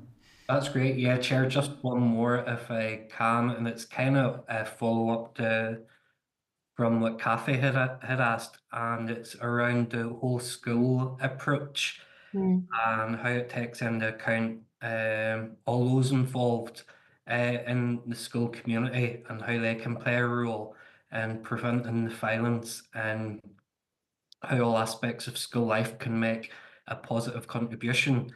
But how complex do you think it is for a school to implement an actual whole school approach? And do you think the school can do it on their own? If I could just come in and ask, Yeah. if for I know it was a big question, but I've asked just to cover that briefly as our time's short now, unfortunately. Okay, 2 minutes?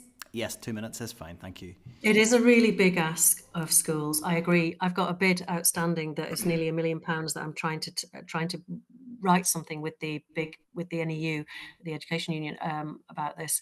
It is a really tough ask. I'd want governors, I'd want teachers, I'd want heads and the senior management team to take a really, really strong leadership role, teachers. And I think people like me in teacher education and in education in universities, sending professionals out who are ready to can see the broader issues. I mean, I think they can see the broader issues and they worry about them and they say things like, we don't want concern with the effective grades with the effective teaching for grades to affect to ruin our concern with the affective. And this is teachers acknowledging that the pressure on them for grades and for curriculum relevant outcomes squeezes the well-being stuff out. But they absolutely go into teaching wanting to have a broader impact on children and young people's well-being. So somehow holding on to that and making the job feasible for them. There are lots of charities and campaigning organisations, including survivors organisations. They've almost all got educational packs and almost all, I think all of them are some value. But it is a lot to ask an individual PSHE coordinator to take on a whole campaign throughout the school. If a school's got a strong equalities education, that is the best starting point for it. And they need to do that for all the other reasons anyway. So Thank you, and thanks, Chair. Thank you, Colin. Peter? Thanks, Chair. Thanks for your presentation, Professor. I'll just pick up, I had a couple of questions, but just one I wanted to press with you. On the way through, you talked about PSHE and sex education and the stages that it should be taught at. And I didn't want to misquote you, but I did scribble down all the way down to early years. I was wondering if you want to reflect on that and what that means. yeah, I'm drawing the continuation between if an adult reaches in and wipes a child nose, as I'm sure I have many times, or says, can I wipe your nose or shall I wipe your nose? I'm going to do something to your body. Is that all right? And actually starting to work with 4, 5, with early years and early primary to talk about their right to their body, to help put the building blocks in place for when they are eventually talking about sexual consent, which will be years off, but there's stages in between of, you know, I'm going to do something to your body, or do you want to do something to your body, or I'm going to recommend you put your coat on. At what point do we say, I'm going to put your coat on, or do we say, I think you should put your coat on? Can you do that yourself? Do you see what I mean? So drawing that continuity about bodily autonomy, you know, and it's things like thinking through whether we say, do you want to hug Granny, or, you know, will you give Granny a hug, or give Granny a hug? You know, that kind of thing, about teaching that physical intimacy is something that, and not picking each other up in the playground, and sort of like that they might respect each other's bodies and decisions about their bodies. So nothing scary or surprising, really. It's conversations that early years and primary teachers are already having, or are already sort of discussing with each other about whether they do it for them, whether they insist they do it, whether they offer it as an option. Yeah, so I think it's not shocking. Once we put the examples on it, there's nothing shocking or alarming there. It's a continuity of giving granting subjecthood to little people. Okay, so that really, I think, yeah, you've answered my question. That was really relating to issues of consent in terms of the autonomy of I think you described them as a little person, but yes, okay, oh, that's fine. There's a nice project that was done with Year 5 that was about massage, and basically they modelled consent education with pupils sitting down in their chairs, asking their partner if they wanted to take their blazer off, and if they gave them permission to give them a bit of a shoulder massage through their shirt. And that was actually a lovely example of learning about consent and learning about bodily consent, but you know, not yet applying it to sex. Yeah, Okay. Thank you. And thank you, Professor Aldred, for your evidence. And that will all be collated. It's been recorded and will be included in our inquiry papers, and then reflected in any final report that's produced. So we thank you very much for your time this afternoon that you've given the committee. Thank you. You're most welcome. Any additions I can add specifically, you're most welcome to get in touch. Thanks ever so much. Good luck with it. Thank you. Okay. Okay, members. So we are just running a little bit ahead of schedule, so I'm just going to propose a quick comfort break and then come back for our next evidence session, item 8. So if we can just move into closed session now quickly. Committee Room 29. Sound.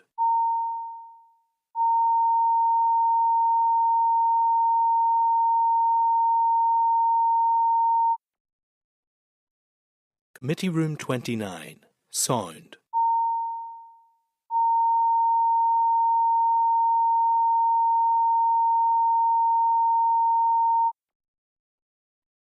Committee Room 29. Sound.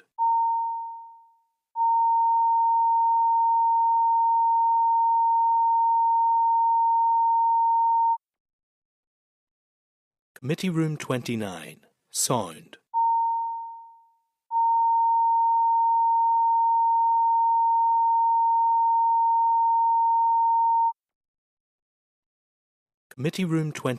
Sound.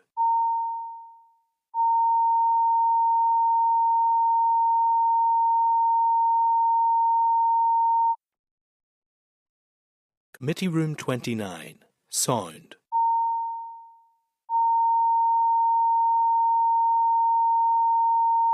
Committee Room 29. Sound. Committee Room 29. Sound.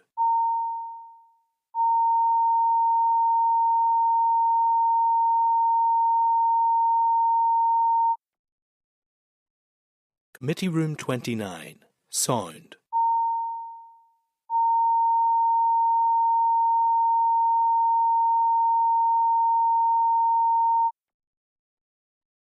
Committee Room 29.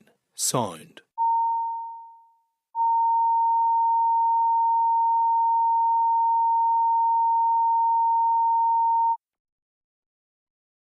Committee Room 29. Sound.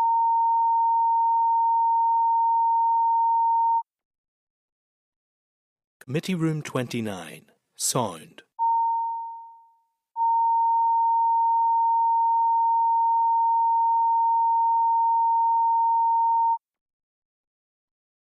Committee Room 29, Sound.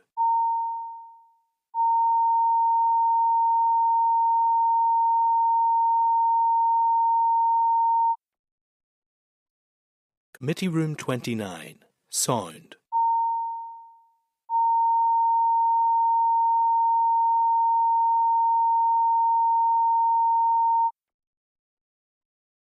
Committee Room 29, Sound.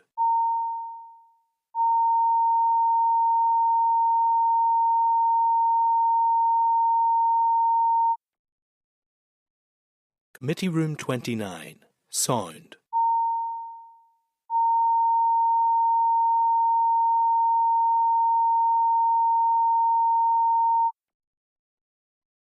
Committee Room 29, Sound.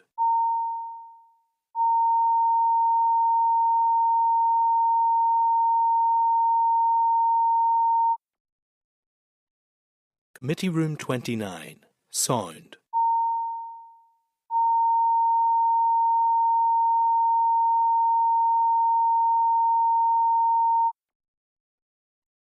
Committee Room 29, Sound.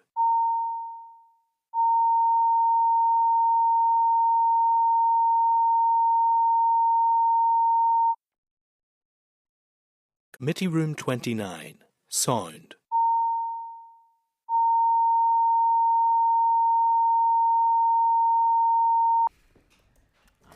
That's brilliant, and feel free to bring the witnesses through. Okay, members, so that moves us on to item 8 on our agenda. Oral briefing from Marie Curie, and it's around children's grief awareness and specifically in an educational context. So I'd refer members to a briefing note from the committee clerk, that's at page 186, and a briefing paper from Marie Curie at page 187. And then there is also Marie Curie's recently released report, Compassionate Schools report, and that's at page 192 of your packs. And I think there's a executive summary of that that has been handed out in hard copy for members' reference as well. So there's also a report that the clerk has included from the Youth Assembly, and it was their report into bereavement support and grief education, which we felt was relevant to the briefing today. And I know that the Youth Assembly have engaged extensively with Marie Curie on this issue as well, and that's at page 254. So at this stage, really, it's to extend a welcome to you both and to thank you for coming to committee with us today. We have Christine Irvine, who is the Senior Policy Manager for Northern Ireland at Marie Curie, and we have Joan McEwen, who is the Head of Policy and Public Affairs at Marie Curie.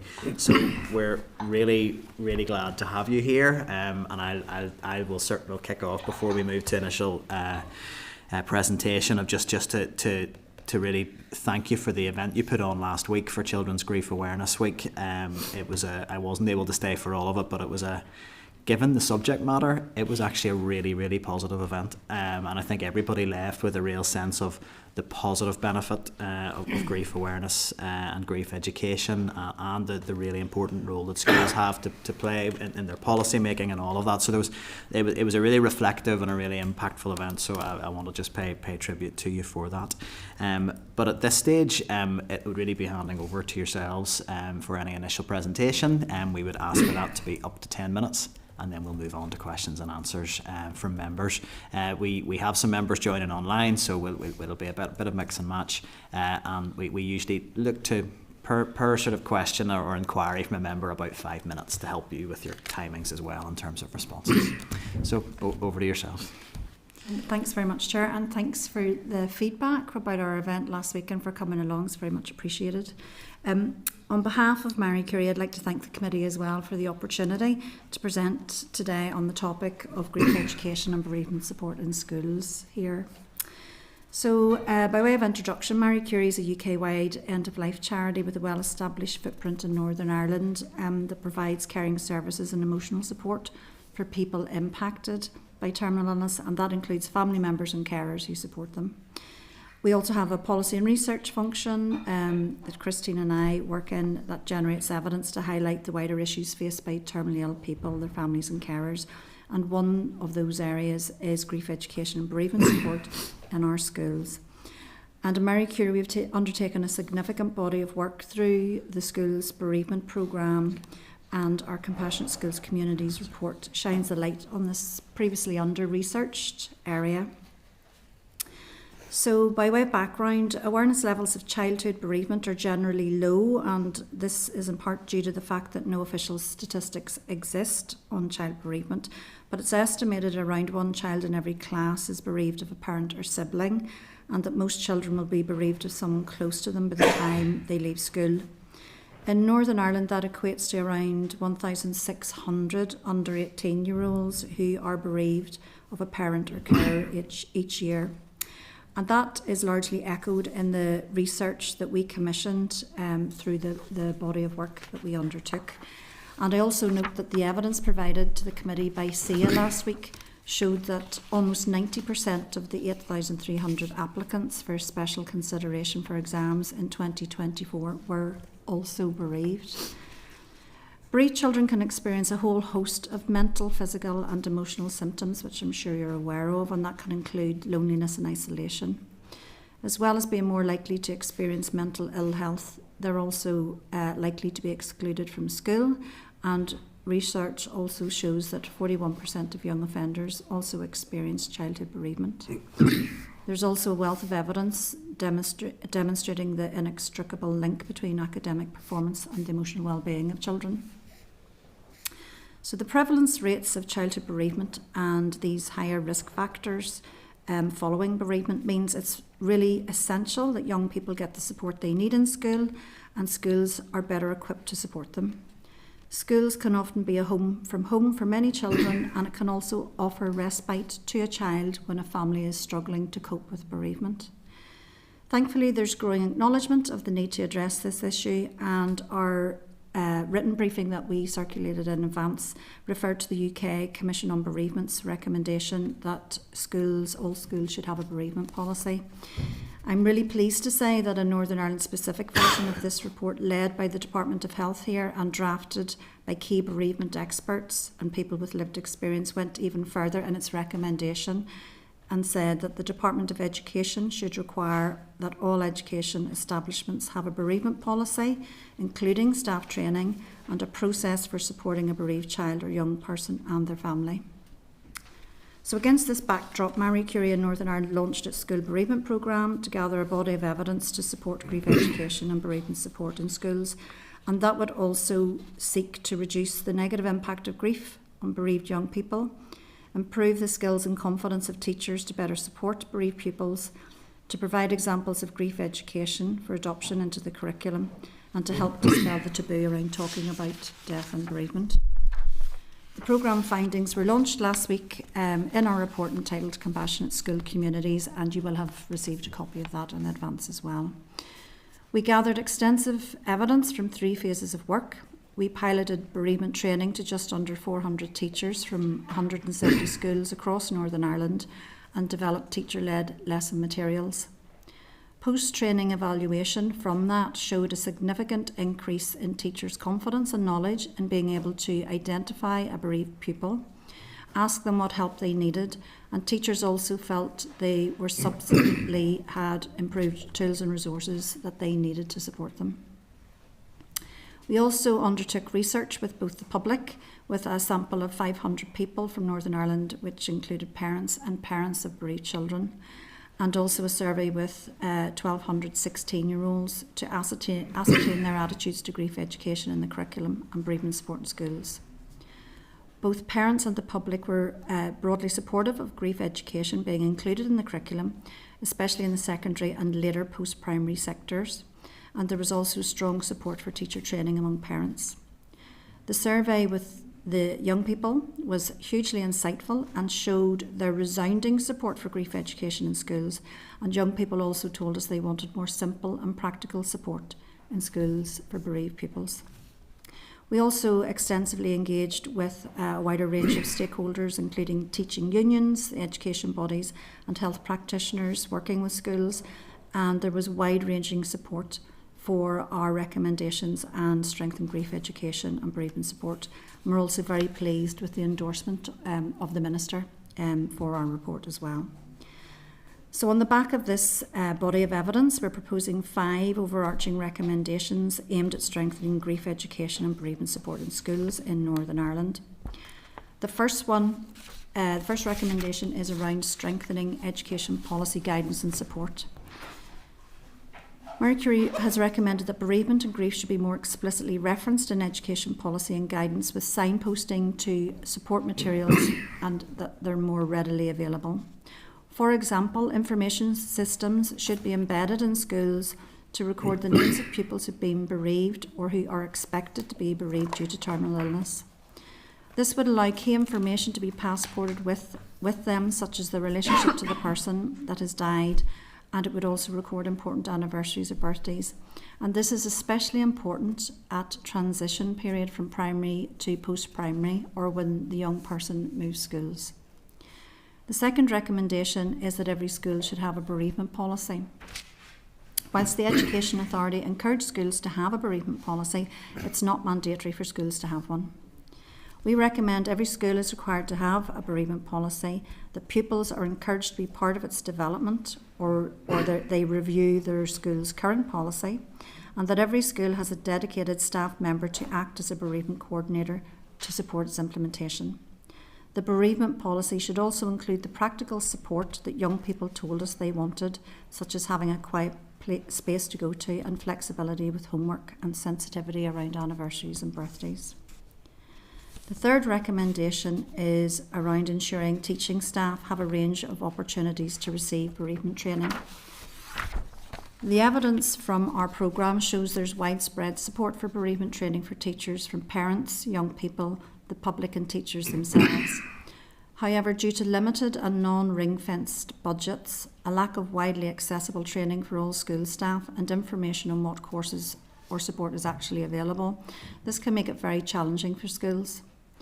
Marie Curie recommends that all teachers should receive basic bereavement training as part of their initial teacher training. We also recommend that bereavement and loss should be more explicitly referenced within teacher professional competencies and teacher continuing professional development programmes. This would help better identify children and young people and increase teachers' confidence and skills to support them. The fourth recommendation is about embedding grief education into the curriculum. Whilst there's a statutory requirement for schools to provide personal development learning for pupils through the 12 years of compulsory education, which is where loss and bereavement would sit, they are not explicitly referenced and are only listed as one of the many illustrative examples that could be used by schools. Marie Curie recommends that bereavement and loss should be included in the older primary, aged 7 to 11-year-olds, and the secondary school curriculums, as well as being more explicitly referenced within a school's pastoral support programme. Schools should also be provided with a range of age-appropriate training materials to support this. And our final recommendation is that the health and education centres should build on good practice by identifying opportunities for collaboration. Marie Curie recommends greater collaboration at grassroots levels between partner organisations such as the trusts, school wellbeing and nursing teams, and the community and voluntary sector, and schools to share resources, learning opportunities and spread good practice. This could harness existing learning networks within education at school or principal levels, and we would also welcome greater cross-departmental partnership working between the education sector and the work being done through the Northern Ireland Bereavement Network. In closing, I just wanted to say that there's great potential and opportunity to establish bereavement and loss as a core aspect of pupil well-being, and for this to be integrated into the education system. There's a need for leadership at political, policy planning, school governance and principal level, which is really critical. And it will be incumbent on the Department of Education to take responsibility for driving many of the recommendations forward. And there are also opportunities that could and should be grasped that could be timely vehicles to progress many of the recommendations, such as the independent review of the curriculum and the Education Minister's recent announcement to review it. And we're also keeping a watching brief on the review of the curriculum in England that's currently happening, which opens opportunities for grief education to be considered. The Marie Curie will ensure that the findings and recommendations from our report are shared as widely as possible, and we will monitor developments and seek updates on progress from the Department of Education and other stakeholders on how they're progressing them, and would be very happy to update the committee at a later stage on how the recommendations are being progressed. Thank you. Thank you. Thank you very much for that. There's a whole range of things I'd like to ask. I'm sure members will cover most of them. So I wanted to focus on the primary end of things first of all, just as a first question. And I was struck at the event and also in your research that was one of the things that came out, that from parents there was a wee bit of anxiety there around what grief education might look like at primary level. How would you respond to those concerns, and then how would you set out what the value of good grief education is at primary level? I think the survey did absolutely recognise that there were concerns for parents, and I think that's part of our evidence gathering. It's a realistic body of evidence that shows that this is a difficult topic. It's not straightforward. One of the key findings from the public, and particularly the parents' views, and it came out very, very strongly, was that they wanted to see bereavement training given to teachers. And that was a unanimous finding in that, and I think that would provide, especially parents, a lot of comfort around knowing that their children who have been bereaved are in a very supportive environment where teachers have the skills and confidence and knowledge to be able to support their children. And what would your sense be then, leading on from that, in terms of engagement with teachers, of what the level of confidence is in the teaching profession to discuss these issues in the class?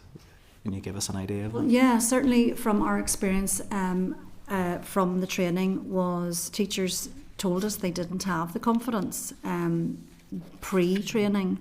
They didn't feel that they had the confidence or the knowledge to be able to support their bereaved children. And following the training, that this was quite dramatically increased. And what they did tell us, some of the more qualitative findings that came through, was nearly relief from the teachers that they felt they didn't have to fix everything, which is, I think, a natural trait for the teacher, to feel like they have to fix everything in that environment. They learnt through the training that the children and young people wanted their grief to be acknowledged, but they did not want to be made to feel different.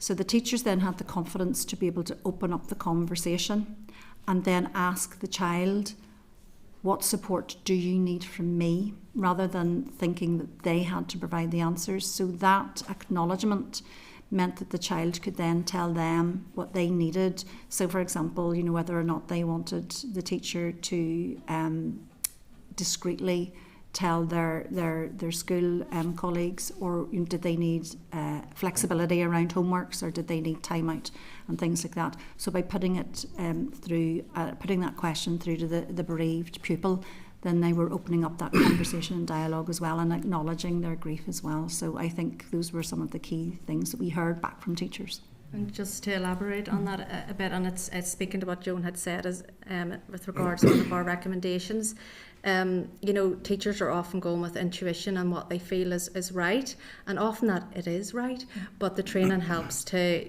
consolidate that and give them the confidence that, okay, I'm often doing the right thing. For others, it may be more difficult to know what to do intuitively. I suppose that speaks to the fact that this subject isn't part of initial teacher training. It isn't part of the ongoing professional development of teachers. It isn't one of the professional competencies that teachers are supported to work to.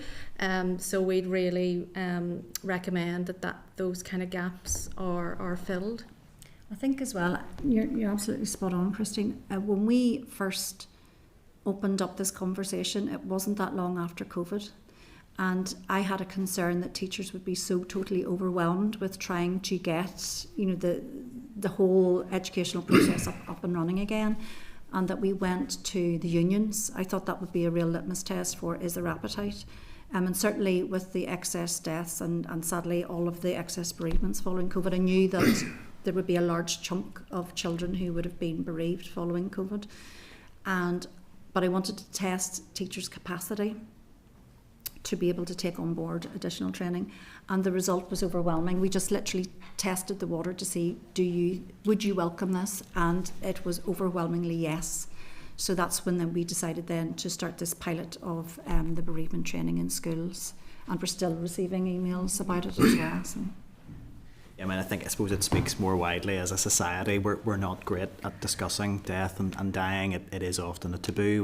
We doubt ourselves. Are we using the right language? And I think, for any of us here who've been through a bereavement, sometimes you can feel people's awkwardness there. I don't know if I'm using the right words. So I think it is that confidence building is so important. And sometimes your intuition is right. We're just not sure, even societally, what the best language to use is. I'll just ask one other question and then open up to members, and it is around the bereavement policies, particularly in school. Could you give us an idea of what good practice would look like in a bereavement policy? What really should a good bereavement policy being achieved in school? And also maybe speak to what we heard a little bit at the event about some peer support models that might be helpful in schools to support pupils. And I know I'll reference Regent House in my own constituency, who spoke at the event, and their peer support model seems to be really effective, and the young people seem really bought into that. So it'd be good to hear maybe a bit more about that. Certainly. So we, as part of the training as well, also gave some guidance around what to include in a bereavement policy, and I know that there's guidance already out there as well. So key things, and I'm referring back to the survey that was done with the 16-year-olds as well, because they came out with some real practical guidance and advice that they wanted included in the bereavement policy. So we would like to see something as straightforward as a dedicated go-to person in the school, that young people know that is a person who is responsible for the bereavement policy and pulling it together. We think it would be really useful for children and young people to be involved in writing the policy and making sure what it is included in the content of it, or reviewing, if there is an existing one, reviewing the existing one.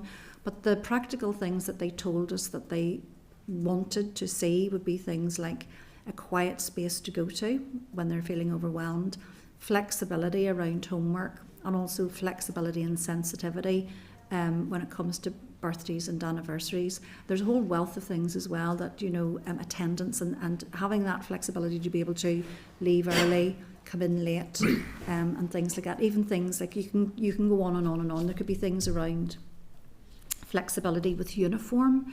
It could be that the person who at home who would have washed and cleaned the child's uniform is no longer there, lunches and things like that. Having those emergency provisions in place that can just, so that child isn't singled out as being different. Again, going back to, they want their grief acknowledged, they want to be supported, they don't want to be made to feel different. Is there anything else you want to add to the policy? I would just add, and we talked about it in a number of places in our report about every child's bereavement being unique, and it's about having an individualised support plan for every child. So setting out, referring to some of the key practical issues that Joan has mentioned there about flexibility, sensitivity, but talking to the child about what they think will work for them, and that not being just after they return from school, but at points in the years after, because there'll always be trigger times, particularly anniversaries and birthdays, and just times of stress where that child may need extra support. So it's about the school having that long-term support wrapped around the child who has been bereaved, and a good bereavement policy will be able to do that. And obviously the teacher training, some of the other recommendations we made in our report will underpin a really good bereavement policy, and having really confident, competent teachers will make sure that policy can be implemented well. So it's not just words on a sheet of paper, it's actually something that really does live and breathe within the school. We find that a lot of the schools, during the teacher training, a lot of the schools said that they had a bereavement policy, or they weren't sure if they had a bereavement policy, but they went back and looked it up and found they did have one, but it obviously isn't, as Christine says, living and breathing. There was something I mentioned in the opening comments, and it was around having a system in place whereby a child has this passport throughout their whole educational pathway. And I think that's important because the survey also showed that children are more likely to be bereaved when they're in primary school. So that transition from primary to post-primary, that information, the primary school may be very aware and supportive, but when the child, and we heard that from when the child goes to the post-primary school, then that school may not be aware at all. And then we heard from one of the young people at our event, and they particularly talked about those recurring triggers where they're having to talk about, you know what it's like when many of us have our own children and they're learning and they're talking about, even in different languages, around siblings, family members, and that can be a trigger as well. So having that information passported through, and that should be part of the bereavement policy as well. In response to your other point around peer support. Peer support. I think what we learnt, especially from Regent House, and there's some pockets of really brilliant work that's going on in some schools, and we really want to see that best practice shared across schools and educational settings. So that very much we have seen in that one example where the young people have led on that, and that I think there's a number of things in that gives permission for the school to not only open up the conversation and help dispel that taboo that we talk about. We know from the survey as well that young people are telling us that they are more comfortable talking about bereavement than actually other people, and it is us as adults and our fears around talking about it that we project that onto our young people. So that gives other young people permission to talk about it as well, but also not only for bereaved young people, but also for young people who aren't bereaved. It's a life event. It's going to happen at some point. So you get that peer support building up, that other children are learning that it's okay to talk about it, and the worst has already happened. You're not going to make that your friend feel worse by just showing compassion and saying that you're sorry to hear about it. But some brilliant examples in Regent House happening. Oh, that's great. I think, David, you wanted just to come in on that? Yeah, because I think the one thing, having a friend who had a loss, I think just after school, and I also remember whenever I was at school, there was someone who took their own life a couple of years ahead of me, and particularly when you've got difficult circumstances like that, I think as well there can be indirect grief or confusion about how to handle that and how you should feel whenever you're helping someone cope or you're watching a friend or loved one go through that.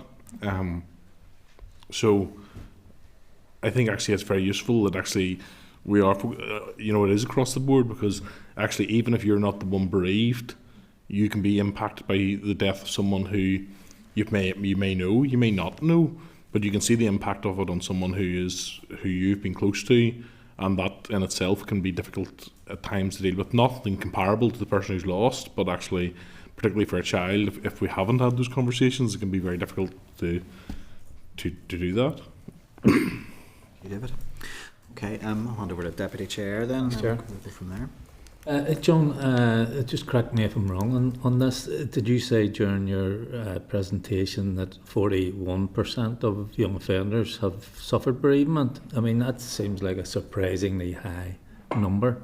And I suppose the presumption is there that there's some causal connection between bereavement and childhood and offending at a later stage.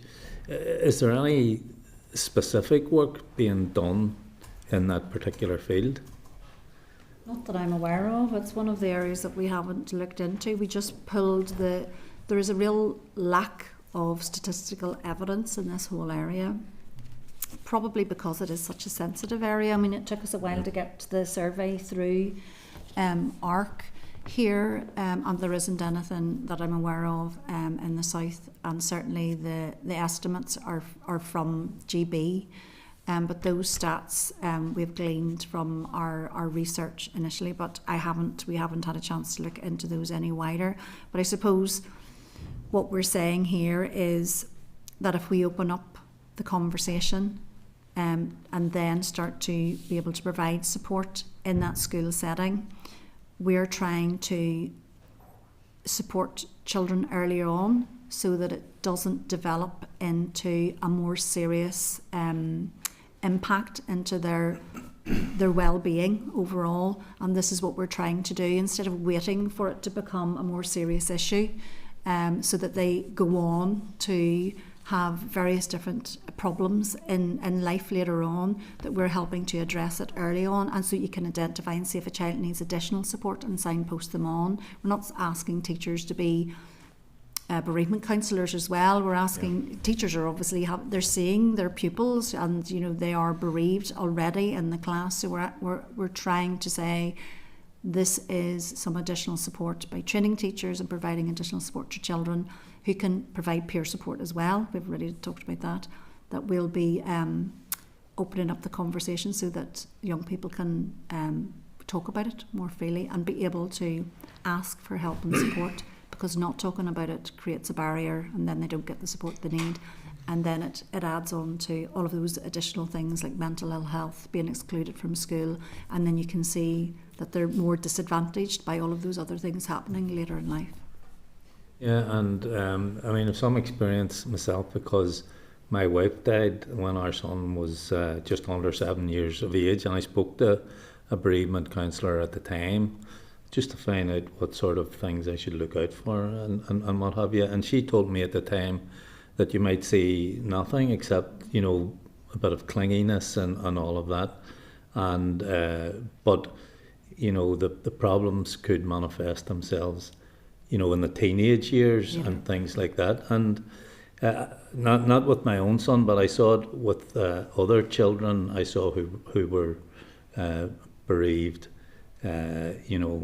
A lot of anger coming out, and going off the rails and falling behind at school and all those sorts of things. So I'm just wondering, apart from giving teachers training around bereavement, I mean, there's obviously a need for something more than just that, and I'm wondering, has any thought been given to creating a resource, when there are children bereaved, and teachers can do what they're trained to do, but if there's more intensive counselling, for example, needed, that a school can call in? Does a situation like that exist currently, or has thought been given to setting up something like that? Well, as far as I'm aware, I mean, you're absolutely spot on, that each child, grief is unique to every single one of us, and it can manifest itself in a myriad of different ways amongst young people, and depending on their age as well, it can vary. And that was part of the teacher training, to be able to identify there's no one way that every child reacts, and it can manifest itself in all sorts of different ways. They can be quiet and angry and act out and lose sleep and all sorts of different things, and at different stages as well. Certainly I know that schools can refer on to counselling services when they identify that a child needs additional support. That CRUISE provides additional help and support as well. So, there are additional services there. I suppose what I would say is there's probably not enough. And that's what we're trying to do as well. If we can open this up to have broader conversations, and we're not saying it's straightforward and you can be very prescriptive about this and have a one-size-fits-all. It's very much down to the school and the culture of the school and what's appropriate and age-appropriate for their pupils. But there can be a variety of different ways where this can be introduced into the school system through the culture and the policy guidance and the training of the teachers, and embedding it into the curriculum, and a gentle introduction to loss and bereavement into the actual topic, the curriculum topic as well. Yeah, and just on that sort of last point, you've talked about a resource being required to provide that extra support. Have you had any discussions with the department or the minister about, providing some sort of resource for this particular issue? In terms of curriculum content or financial? Well, for whatever you think is required to provide extra support to children who have been bereaved, whether it's through curriculum or through increasing the number of bereavement counsellors that are available to schools. I suppose as part of our engagement, I'm going to answer and then I'm going to hand over to Christine as well, because she's had a lot of conversations. We've had a lot of engagement with various different bodies within education. So we've spoken to SIA, Education Authority. We had a programme board that oversaw this whole body of work, and they were part of that programme board. So they reviewed everything that we did and fed into it. We've had discussions with the various education bodies as well as the Department of Education itself around the various areas, and we've had exploratory conversations with them to ascertain what is the current status in terms of what's currently existing, and also here's the gaps, and here's why we have the recommendations in place, and the recommendations are shining a light on the gaps. We also produced we commissioned an organisation called Votes for Schools and drafted a pilot lesson plan that could be used in schools, and it was piloted with about 6 schools to introduce loss and bereavement in schools, and that was evaluated as well as part of the findings. Do you want to add anything to that, Christine? Yeah, I think that's a really important point that you're making, and I think we have started a conversation now with the department and the minister endorsing the work, encouraging teachers to talk to pupils about bereavement and loss has been a really welcome step, because teachers had said they needed almost permission from the department to open up these conversations with their pupils, so that's been very welcome. The one area that will require some financial investment, I think, is around the training. We know that there is some training provision through the Being Well, Doing Well programme, but that isn't a universal provision. It's only certain schools that will get access to that training provision. So in our recommendations, we're recommending that those sorts of programs are opened up, so that all teachers get the opportunity to avail of those sorts of supports. Some of the other recommendations that we're making actually require time more than money. They'll require some guidance and support, and we have been very clear in our report that we feel that the department has a role to play in offering that policy guidance and making sure that bereavement and loss is explicitly referenced in the guidance to schools that they provide. So some of it is monetary, others is time and guidance. And cultural as well. Yeah. I mean, there's real practical things around sharing some of the best practice, like the schools that are doing great work. I mean, that can be shared across existing networks. But specifically around the training materials, I would say we definitely need, those don't really exist at the moment. We did a pilot, we commissioned this particular plan and got it drafted with experts, and our bereavement counsellor was very closely involved with drafting it. And the teachers that piloted it underwent the training first of all, so that they were confident in delivering it. But I would say that would be fairly new, and that's the type of thing that we would want to see more of, but that would need to be rolled out and drafted, and as you say, there'd probably be needing a bit of funding to do that. But an awful lot of the recommendations don't require funding. Actually, could I just ask one more question? You have to be very quick. Just in terms of when a parent or a sibling is terminally ill, is there any thought being given as to how that should be dealt with? We very much would like to see that included, and that was included in our training, because anticipatory grief is the term that you're actually talking about there, and that's exactly what we want to see included as well. And that's the grief that you experience when you know that somebody really close to you is going to die, and that is very much sort of like the preamble, the grief that you experience before they die, and then obviously there's the bereavement after they die. But that was very much part of our lesson plan as well, and that was explaining what the different types of loss and grief and bereavement are, and what they mean. And that's really important for people to understand as well. This is why you already start grieving before that person dies, and it's really important to understand that and recognise that it will impact you, and it does impact you. And I think that's really helpful. But absolutely, that's part of it, very much part of it as well. Okay, thank you. And Marie Curie has specific guidance on that. We've owned our own publications on that specifically. Thanks. Thank you. I'm going to bring Cara in, and I'll probably have to be a wee bit stricter on time here, but I know this is a subject everyone's interested in asking on. So, Cara, if you want to come in. Thank you, Chair, and thank you to Joan and Christine for being here. Yeah, thank you so much. Even going through our pack and knowing that there's over 1,600 children who've experienced loss, and one statistic that really was just very stark was around every 10 hours a parent with a dependent child dies in Northern Ireland. It just blew my mind. So I think that really doubles down on the importance of having you at committee and us as a committee exploring this topic further. I just have a question around it's an opinion question, just your opinion. We had Sia at the committee last week talking about special circumstances and children who've experienced grief. And we know that grief isn't linear. And they sort of have this approach of up to 6 months would be regarded after a death, after a loss, as a special circumstance.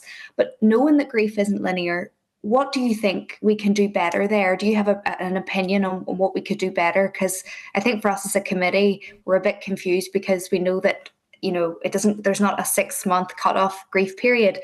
Do you have an opinion on what we could do better as a department or working with SIA on this matter? Well, I listened to that session, so I was very interested to see that it did say 6 months, and I totally agree with you. It is not linear, and it seems very unfair that some children could be really disadvantaged by, falling outside that date, or that the date of their exam is an anniversary. There could be so many other factors that could trigger that child, and for it to be a terrible experience for that child being forced to go through their exams. So I haven't really thought about it, but I would say there should be, within the review process, I would like to see some sort of review panel to take into consideration, if that is explained, that these are the circumstances, or this is why it would be particularly difficult for this child to be, to sit their exam on this date, then I think, as compassionate human beings, you'd like to think that there would be an exemption given under those circumstances, rather than it to be a just hard and fast criteria, that there would be some sort of review mechanism in there. I totally agree with you on that factor as well. It's not linear, 6 months and you're okay. That's not the case. And this, I suppose, is what we're saying as well. If this is more of a culture that we develop as compassionate schools, that this opens it up to say that after 6 months you're not right as rain again, because you can be triggered at any point. I think if I could just... Not from time. Yeah. Oh, sorry, yeah. No, it was just to be fair to Sia, from their evidence last week, they did say that it's not a set of regulations, that that's guidance and they can work around that. But I suppose that the question is anecdotally to what extent is discretion exercised. But sorry, Cara, to cut across you. No, not at all. No, I think both really strong points there. I think what I'm intrigued by as well is that we know that Northern Ireland has the highest rate of suicide across these islands, and following a suicidal death as well, they say that close family, close friends are very likely to also experience suicidal ideation. So I think in Northern Ireland we have a need to sort of revisit this topic for children who are under 18 and in school. Just lastly then, so the Department of Education obviously includes aspects of youth provision. Do you think there's more we could be doing in those settings? Oftentimes when we speak to young people, they feel a lot more comfortable maybe talking at a youth club than they would perhaps a teacher. Do you think there's more we could be doing there? I would say yes. Certainly from what we're hearing from the survey with young people, it was really, really stark and noticeable. The first finding was that they are less than half of them said that they found it hard or very hard talking about bereavement. So they were a lot more comfortable with the whole topic than they perceive others are, and I think they're absolutely spot on that. So I think there is value in opening up the conversation, so that not only are they better prepared themselves, but it is that peer support. you know, to be able to have that conversation with friends as well. Did you want to add anything, Christine? Well, one of the recommendations, the last recommendation 5, is around health and education working better together, but linking through to the voluntary community sector and the youth sector as well. So I think that fits within that recommendation that we've made about in reaching to schools and schools outreaching. I think focus of our work was the school setting and what they can do, but certainly signposting and getting the support of the voluntary community sector and other specialist staff and professionals that work in their area is really, really important. It's not that schools have to do this all on their own. It's about them having a certain competency and a certain policy, strong policy practice framework themselves, but that they know who to go to if there's other support that a child will need. And it's also about this being voluntary for young people. We don't want to force them into a room where they have to sit and listen to conversations about grief and bereavement. It's very much young person led, and one of the key pillars of all of this work has been about children's voice, children's well-being being at the centre. And I think that needs to speak to everything that comes out of this report in terms of what individual schools do in particular. I'll have to move on to the next member so we can get through. Thank you. Can I just make a quick comment, Chair? Just no questions. Just to thank you both for your answers and to thank you for talking about children's passports, because I know when we had talked about children who are carers, they felt that there needs to be some mechanism to inform if they're going from primary school to secondary school with that kind of key information, and it helps schools and teachers be trauma informed as well. So thank you both very much. I think the passport issue is something there'll undoubtedly be actions arising from this briefing, and that's one we can maybe pick up. Michelle, you had indicated next. Thank you. Thank you so much for your evidence today. I'm sorry I didn't get to your event, but I did make sure someone from the team went and they came back, and it was so impactful. So thank you so much for that and for the evidence today. You've been very comprehensive in your answers, so there's probably not a lot more that I can ask that other people have already asked, but I wanted just to kind of talk about, I guess, other applications of a bereavement policy. So you've talked about it's sort of kicking in when somebody's terminally ill and they know that's on the cards. Would it be also something you think would have an application if someone's perhaps critically ill, have been through an accident or something like that, and the child doesn't know, or they're uncertain about what's going to happen, or perhaps even like a family breakup where that's a level of grief as well that the child's going through?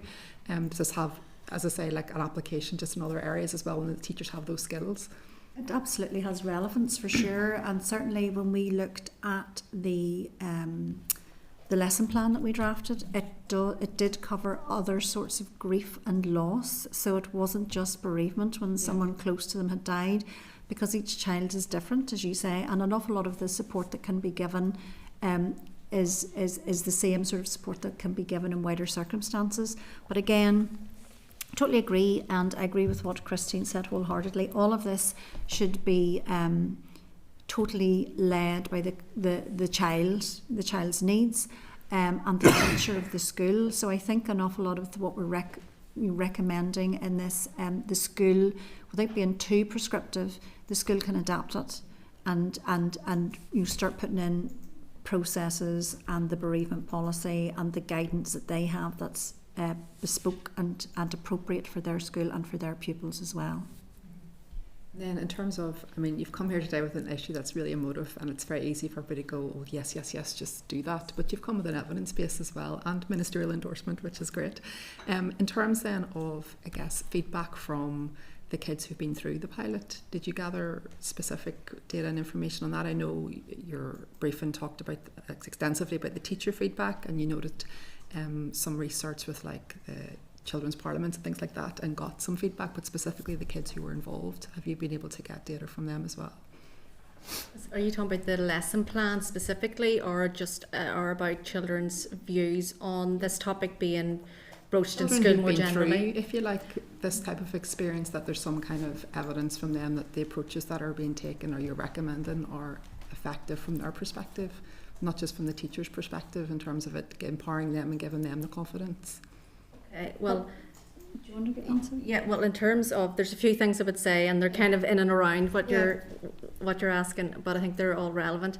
So in terms of the survey with the 16-year-olds, they were stating very clearly that they felt it was important for schools to talk about this subject, and for the schools to offer support. And there was no difference in the responses to those two questions from bereaved and non-bereaved young people. So they were very much saying the same thing, because that the survey questions was analysed across a range of different demographics, and it came out as no different based on gender or on their bereavement experience, which was really comforting and good to know.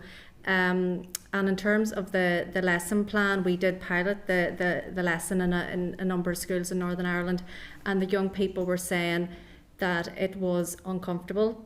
They absolutely felt it was uncomfortable to have that subject, but they felt that they also benefited from it. So it's one of those ones, sometimes we can feel uncomfortable, but yet we still feel we're getting something out of a process, and that's very much what we heard from young people in terms of the lesson plan specifically. In terms of the recommendations, they were all co-produced. So we had a range of workshops, including workshops with young people, and so what we're saying is very much shaped by the young people and the professionals that have engaged with us and carried, kept with us through the 3 years of this programme. If I could add a wee bit to that as well, because we brought there was a lot of data in this, but it was really fascinating, all of the findings. So the vast majority, I just want to pin down the numbers as well to show the level of support. 79% of the young people, 16-year-olds, were very supportive of grief education in schools, and 90% said they thought it was important or very important that bereaved young people were supported in schools. But it was really realistic, the findings, because we're saying this isn't straightforward and whoosh, let's just roll this out. It has to be sensitively and proportionately and appropriately done. The young people also recognised that it wasn't helpful to tell somebody how they should and shouldn't behave if they're bereaved. So that was one of the things that they said, and that it might be upsetting as well. So it was really realistic, because they were saying this isn't straightforward. The other thing that I would say is Christine was really involved in a lot of the engagement with our young people, who were amazing. But what I would really say that was really, I was so delighted about the event last week, we actually had to turn young people away because there were so many that wanted to come. It was really moving. They were so passionate. There was more than 30 there, and they wanted to bring. We could just the capacity in the room. We just didn't have it. It would have breached all of the health and safety rules. But it was overwhelmingly positive. So even on the back of what we've found, I'm really excited by the momentum, that the young people have taken this, and they're really leading on it. And there would have been more young people in the room, because they're really motivated in this whole area, which is really heartening, having been there and done that as a young person myself many moons ago. So as you've said, Chair, it was strange, because you would expect it to be kind of a down kind of mood to the event, but it was absolutely uplifting, because I think it's that acknowledgement that we grieve too as young people, and as adult supporters of young people who are grieving. It was so good to have them to be heard and to feel that there's acknowledgement of their needs. So it's a really positive piece of work to be involved in. Emotional, but very positive. Mm-hmm. No, thanks so much, and it is a great piece of work, and I think we all read it. It's one of those ones we all nod our head and go that this is fabulous. So thanks so much, appreciate it. Absolutely. Colin, you'd indicated next. Thanks, Chair. And both of my questions have already been answered. So with your permission, can I just make a general comment? No problem.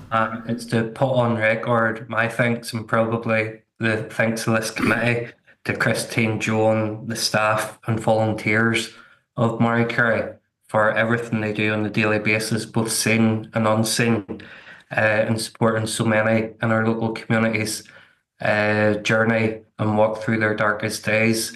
And I'd just like to put on record my thanks to the two ladies and are with us today, but also the staff and the volunteers who work continually on a daily basis. So that's all I have to say, Chair. Thank you.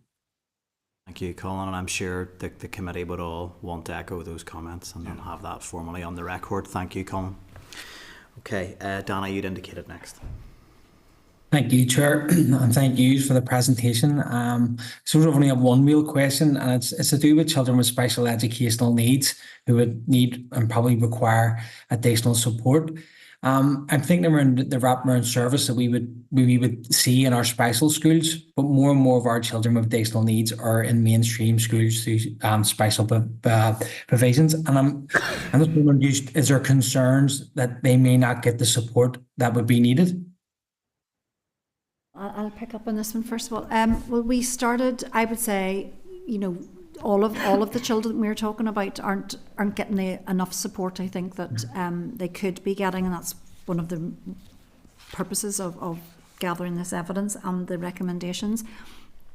And we started this programme and we predominantly looked at post-primary as the main area because it was the most straightforward area to go to. But obviously all of the findings from the evidence and all of the recommendations would apply across the board.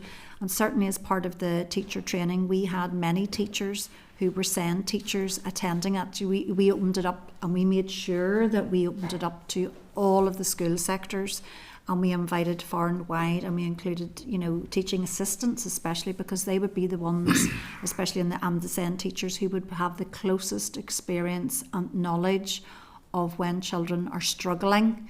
From a variety of different experiences and needs, but absolutely we've made contact with the Education Authority as well around some of their specific teams as well around how much they were very receptive in terms of the work we were doing, and we're keen to have follow-on conversations. But yes, absolutely, we would want to see this rolled out far and wide, and especially to those children with special educational needs as well. Yeah, no, thank you, and I've no doubt. It was just a wee extra caveat because I think the special schools will have that whole holistic approach, and while that may be the aim for special provision within mainstream, it's just it's another reconsideration that specialised and more specific maybe support would be needed, and just that doesn't go lost in the mainstream setting for children with special needs. Well, making sure that there's equal access, equality of access to all support would be absolutely at the core of what we're about. So we would like to see this work, when it's rolled out, that it absolutely does reach those special educational settings as well. Absolutely. Thank you. Thank you so much. Thank you, Danny. No other indications at this stage. So, Peter? Yep, just a really quick question. And look, thank you for all the work that you've done so far. I had a look just on your summary recommendations on point 2, the required every school to have a bereavement policy. I was wondering, do you know how many schools have a bereavement policy in place?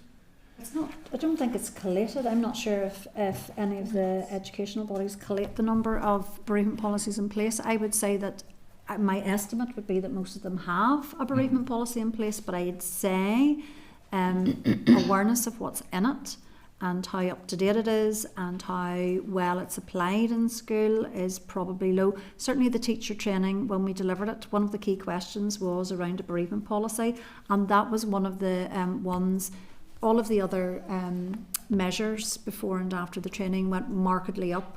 Their knowledge around the whether or not they had a bereavement policy was quite low, and many of them are going back to review it, update it, have a look at it, dust it down. But I do think that's an area we need to do. It's a very straightforward one, I think, that can be addressed and fixed. Yeah. That doesn't require funding, that can be immediately progressed. But I would say the awareness is quite low on the bereavement policy. So there's 2 prongs to it. One is, it's okay having a policy, but if it's a bit dusty, you sort of wonder what's the point of it. The other thing is, you pointed out on the way through there, Joan, I mean, it's a sort of thing that the department might consider doing with a circular, which is pretty straightforward, and maybe you guys would want to pick that up at some point. It's certainly something you could consider.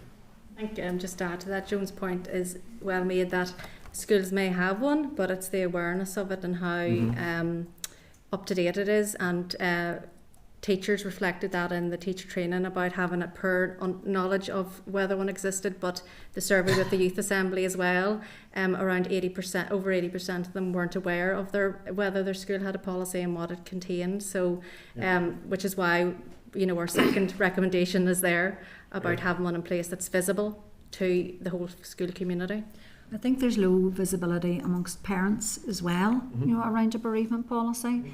You know, so, and engaging with parents, we've talked a lot about having children at the centre, which is absolutely key, but the parents as well are part of this conversation, so making sure that they're aware that that exists as well, and that linking in with parents, you know, certainly when we were, schools have a very good relationship with parents in terms of, you know, pre-briefing them that they're going to be the lesson plan was being, they have a really good relationship, but making sure that parents are informed and that they're aware that this exists and it's important and the teachers are being trained and this is going to be a lesson.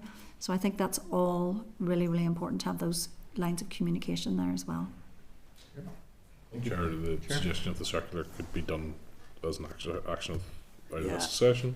I think there's a number of actions arising, so I think we can absolutely pick that up at the end of the session there. So yeah, it's that feels like a really obvious one, doesn't it? That we kind of, again, doesn't require any money, so yeah, which is always welcome. Okay, not on any other indications, so that brings us to the end of the session. I think again, like Colin articulated it better than I could. So we do just want to thank you for all the work that the Marie Curie as an organisation does, and for your work in this area. And we will now be taking away some considerations of how we respond and act on your recommendations as a committee. So thank you. Thank you very much, and thanks to the committee for hearing us today and being supportive of our recommendations. Thank you. Thank you. So that does just take us on then to anything we would want to do arising from that. So I'm not sure if you got a note of any of those. There's a few that certainly occur. I think just sort of picking up from the last one. I think there'll be a broader action possibly to write to the Minister, so we should factor that in to that correspondence. But I think the idea of a circular of reminding schools of the importance of a bereavement policy, and also updating it and ensuring that staff are aware of it. It's a sort of thing about some of those staff training days that, you know, a quick overview of the bereavement policy, you know, doesn't take up too much of anyone's time.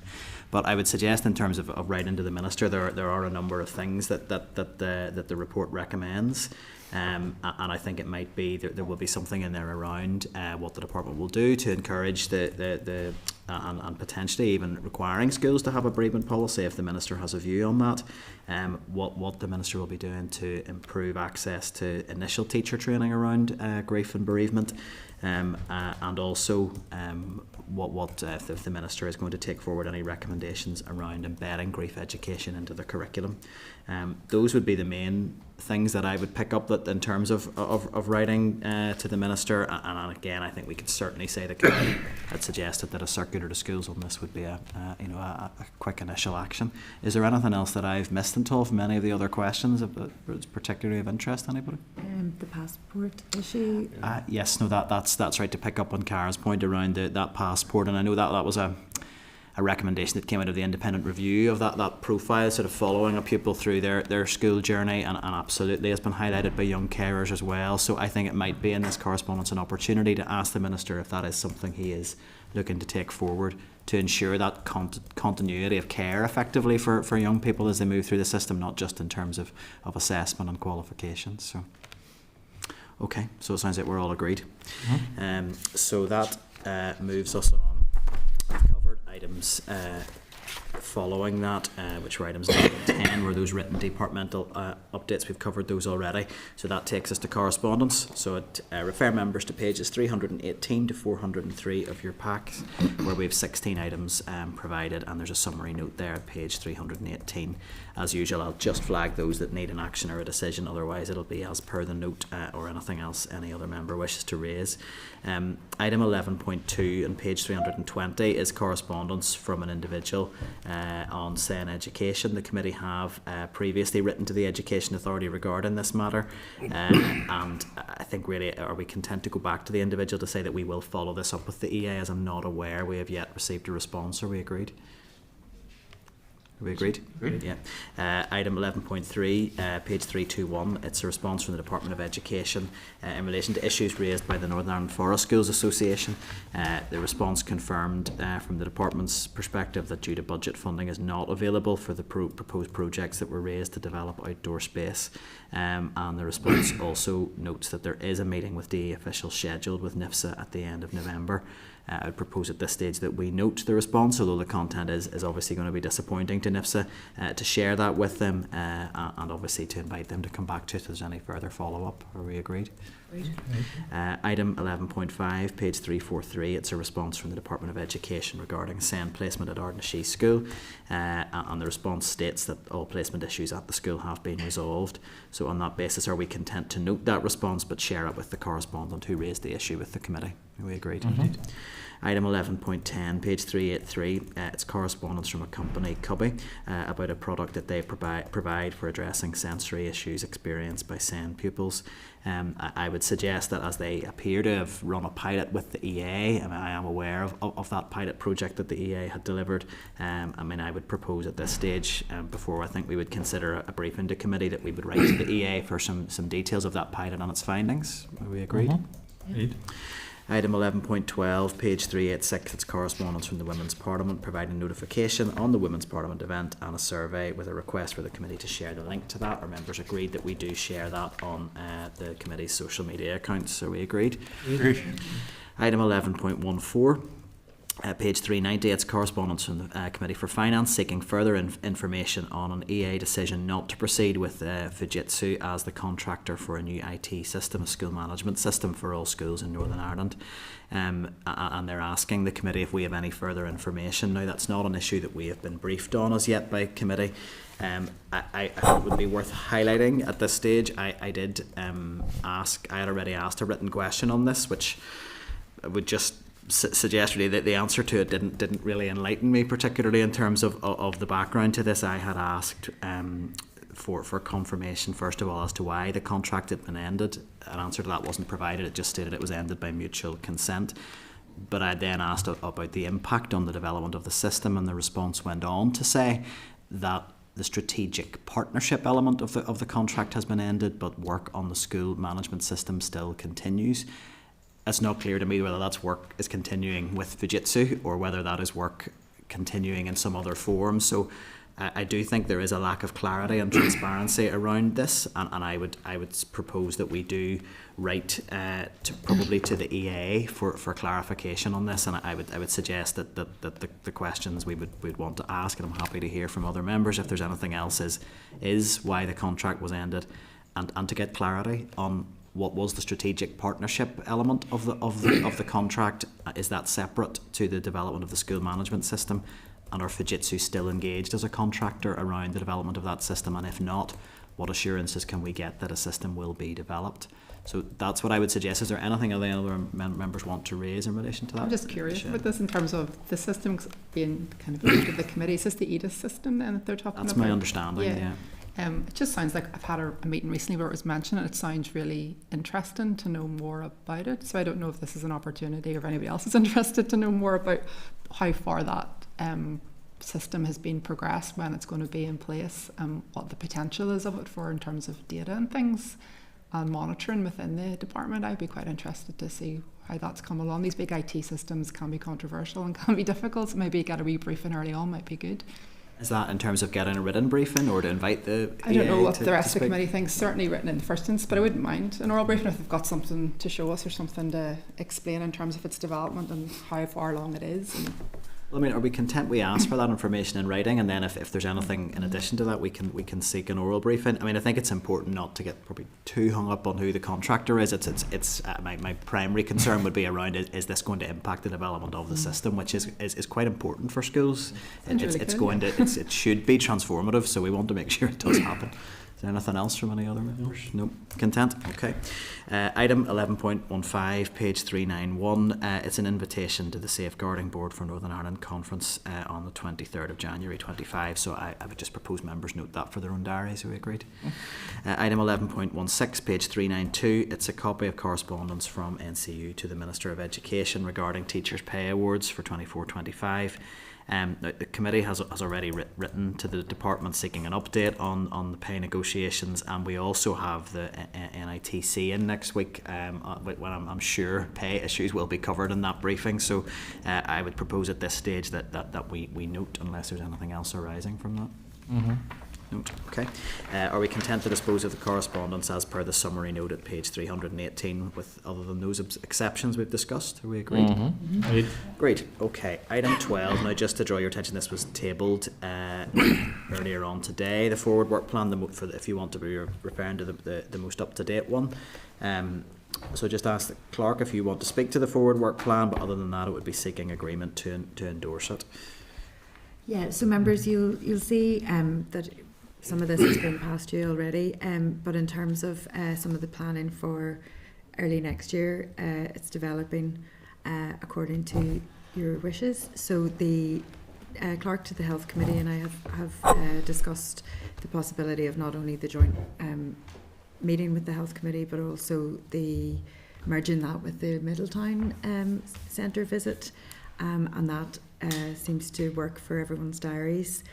So provisionally, that would be the 19th of February at the Middletown Centre, and they would be the first witness, and then provisionally the Chief Allied Health Professions Officer and the Independent Autism Reviewer. So the theme would be not only joint working, but special educational needs and autism. So to be any officials attending that, is that likely to? Because I know there would be an interest in speaking to officials at that as well, or is that? Yeah, so yeah. I haven't approached the department yet to see did they want to present about maybe joint working in that space, but that would be probably a third item, but it would be really. I think it would be important to have that, to have the officials input. Yeah. So those are what we're trying to. Obviously, if you have two committees together, there are more members. Each session will take a bit longer, so we'll just try to see what's possible in that space and have a CSCA item. Yeah. And then I think earlier members agreed that they would like some written briefing on that as well in advance. On the CSCA, I think it was an oral briefing. I think we wanted to hear an oral briefing. I don't know whether it's reasonable to have health in. I don't know whether we'd be able to coordinate diaries, but I mean, Okay. So yeah, you can see that some of that is thematic. So there's a strategic planning session suggested for the 8th of January, and we could do that on Teams. Not all committees are back that week. Some of the committees are starting back for their first meeting the following week, where we have 15th of January in there. So, if members have an appetite for strategic planning, we could do it virtually on the 8th of January and you wouldn't have to come to Parliament buildings. Maybe would it be helpful to get a clear sense from members if there is an appetite for that? I think the thinking behind that event is because we have a lot of new members on the committee who haven't had the opportunity to sit down and think about the strategic aims of the committee, and also maybe a bit of a technical briefing from the Bills office, as we hope to have legislation coming through early in the new year as well.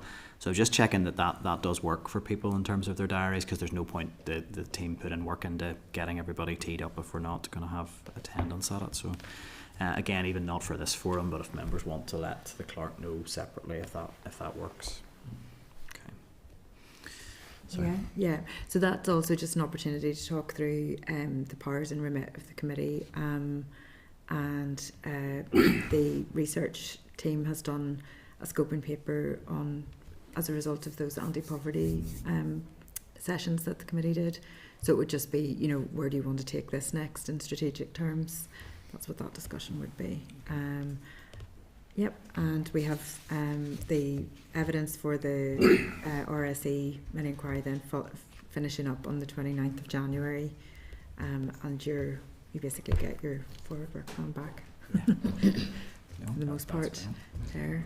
So I just ask just one very practical point, and it's looking forward, but it's just to make sure we don't end up with more than we can manage. Looking at the 12th of February, I think the briefings there look pretty hefty, and it's just to make sure that we may need to separate those out if we're going to give them the time that they need and deserve. So that would be the only comment I would make. Are members content to endorse that draft plan, Peter? Sure. Can I ask just a couple of questions on it? Just on the forward work plan, the 4th of December and the 11th of December. So initially, I think All One Mark was coming in to give oral evidence, and as I remember, Alliance for Choice were then invited, and that's fine. I'm conscious that over the next 2 weeks, there will be 3 groups presenting that may have one opinion on life, and the one voice that perhaps would give a different view on it has been, I'm not say relegated, but moved to an informal meeting. I think that as we look, from my perspective, I think we want to try and maintain as much and try and gain as much evidence in this committee from all sectors. I'm really willing to hear counter views. I'm sure we all are, but I want to hear all the views. And so I would certainly want to see All One Mark. For those who don't know, she's a doctor. She's written curricular materials around this sort of subject area. She's an academic. She's as well qualified as other academics that we've seen on the programme. I think she lectures in Belfast, and I'd like to hear her give oral evidence rather than be on an informal meeting on Tuesday on Teams. Yeah, she was actually to present today, and at the last minute said that she wasn't available. Okay. So that's how she got moved to an informal meeting. And also we will have a proper Hansard of those informal meetings because they're part of the inquiry. So can we put her on the 11th along with Alliance for Choice? Yeah, there are 2 other meetings, or there are 2 other sessions that day, that's all. Right. But I mean, if members want to have a slightly longer meeting that day, it is the last one before the recess. I don't want to get overly hung up on it. I think I certainly would want to refute any suggestion that anybody's been bumped down the list. I mean, no, I don't know. So Dr. Mark was my understanding from what the clerk has said was unable to attend for when on the date that was scheduled. Was that I don't know. So I haven't. She was proposed by David, I think, some time ago. So that some of these communications have been long in the planning. And it just, I think, went off our radar. But if members are happy to have 4 briefings that day, we can. I'll take a steer from members. I do think one thing that I'm pleased to, we discussed it today earlier, myself and the clerk, was that those informal briefings, if they form part of the RSE inquiry, there will be a full Hansard record of them, which is available. But I'm just trying to balance from my perspective in that there's been a push from members to have less RSE. And then sometimes we revisit it, and it seems we want more RSE. So I don't. Yeah. So if I could just finish. Sure. So I think it's balancing the space we have in the forward work plan. I have no interest in excluding anybody who was listed, and certainly there was no direction from the committee to move anyone off that. I mean, the clerk and their team have to work with individuals' availability, and it's a bit of a balancing act. So.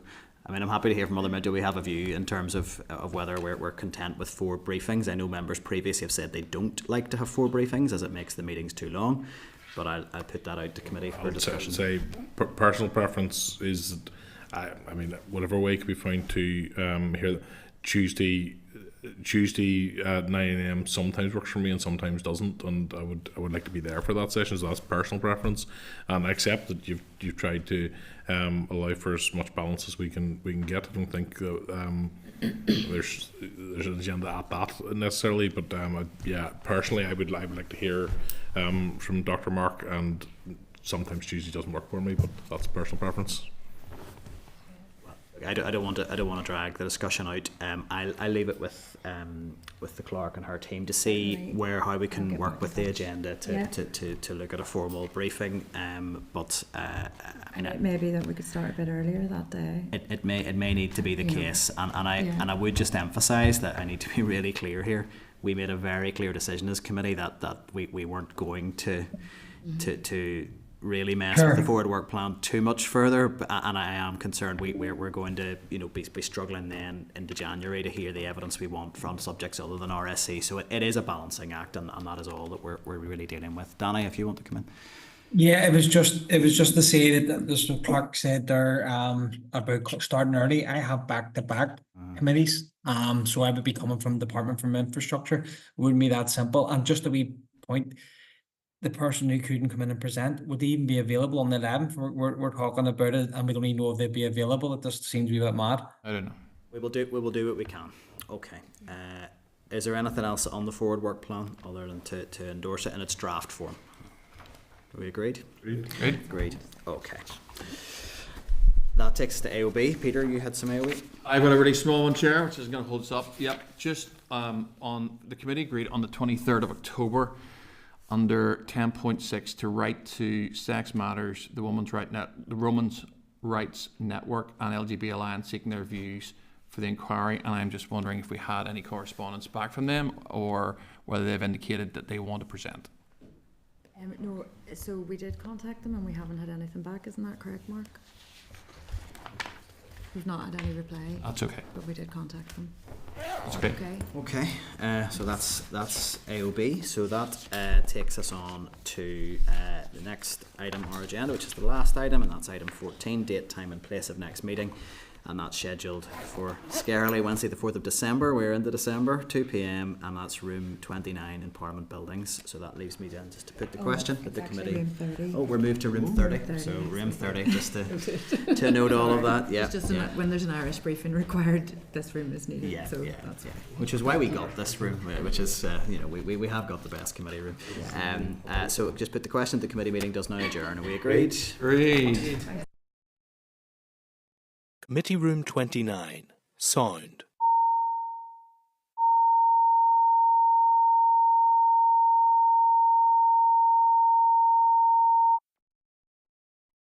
Committee Room 29.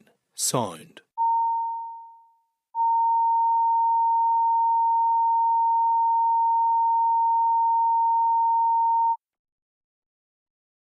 Committee Room 29. Sound.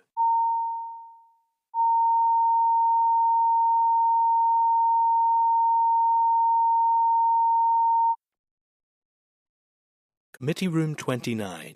Sound.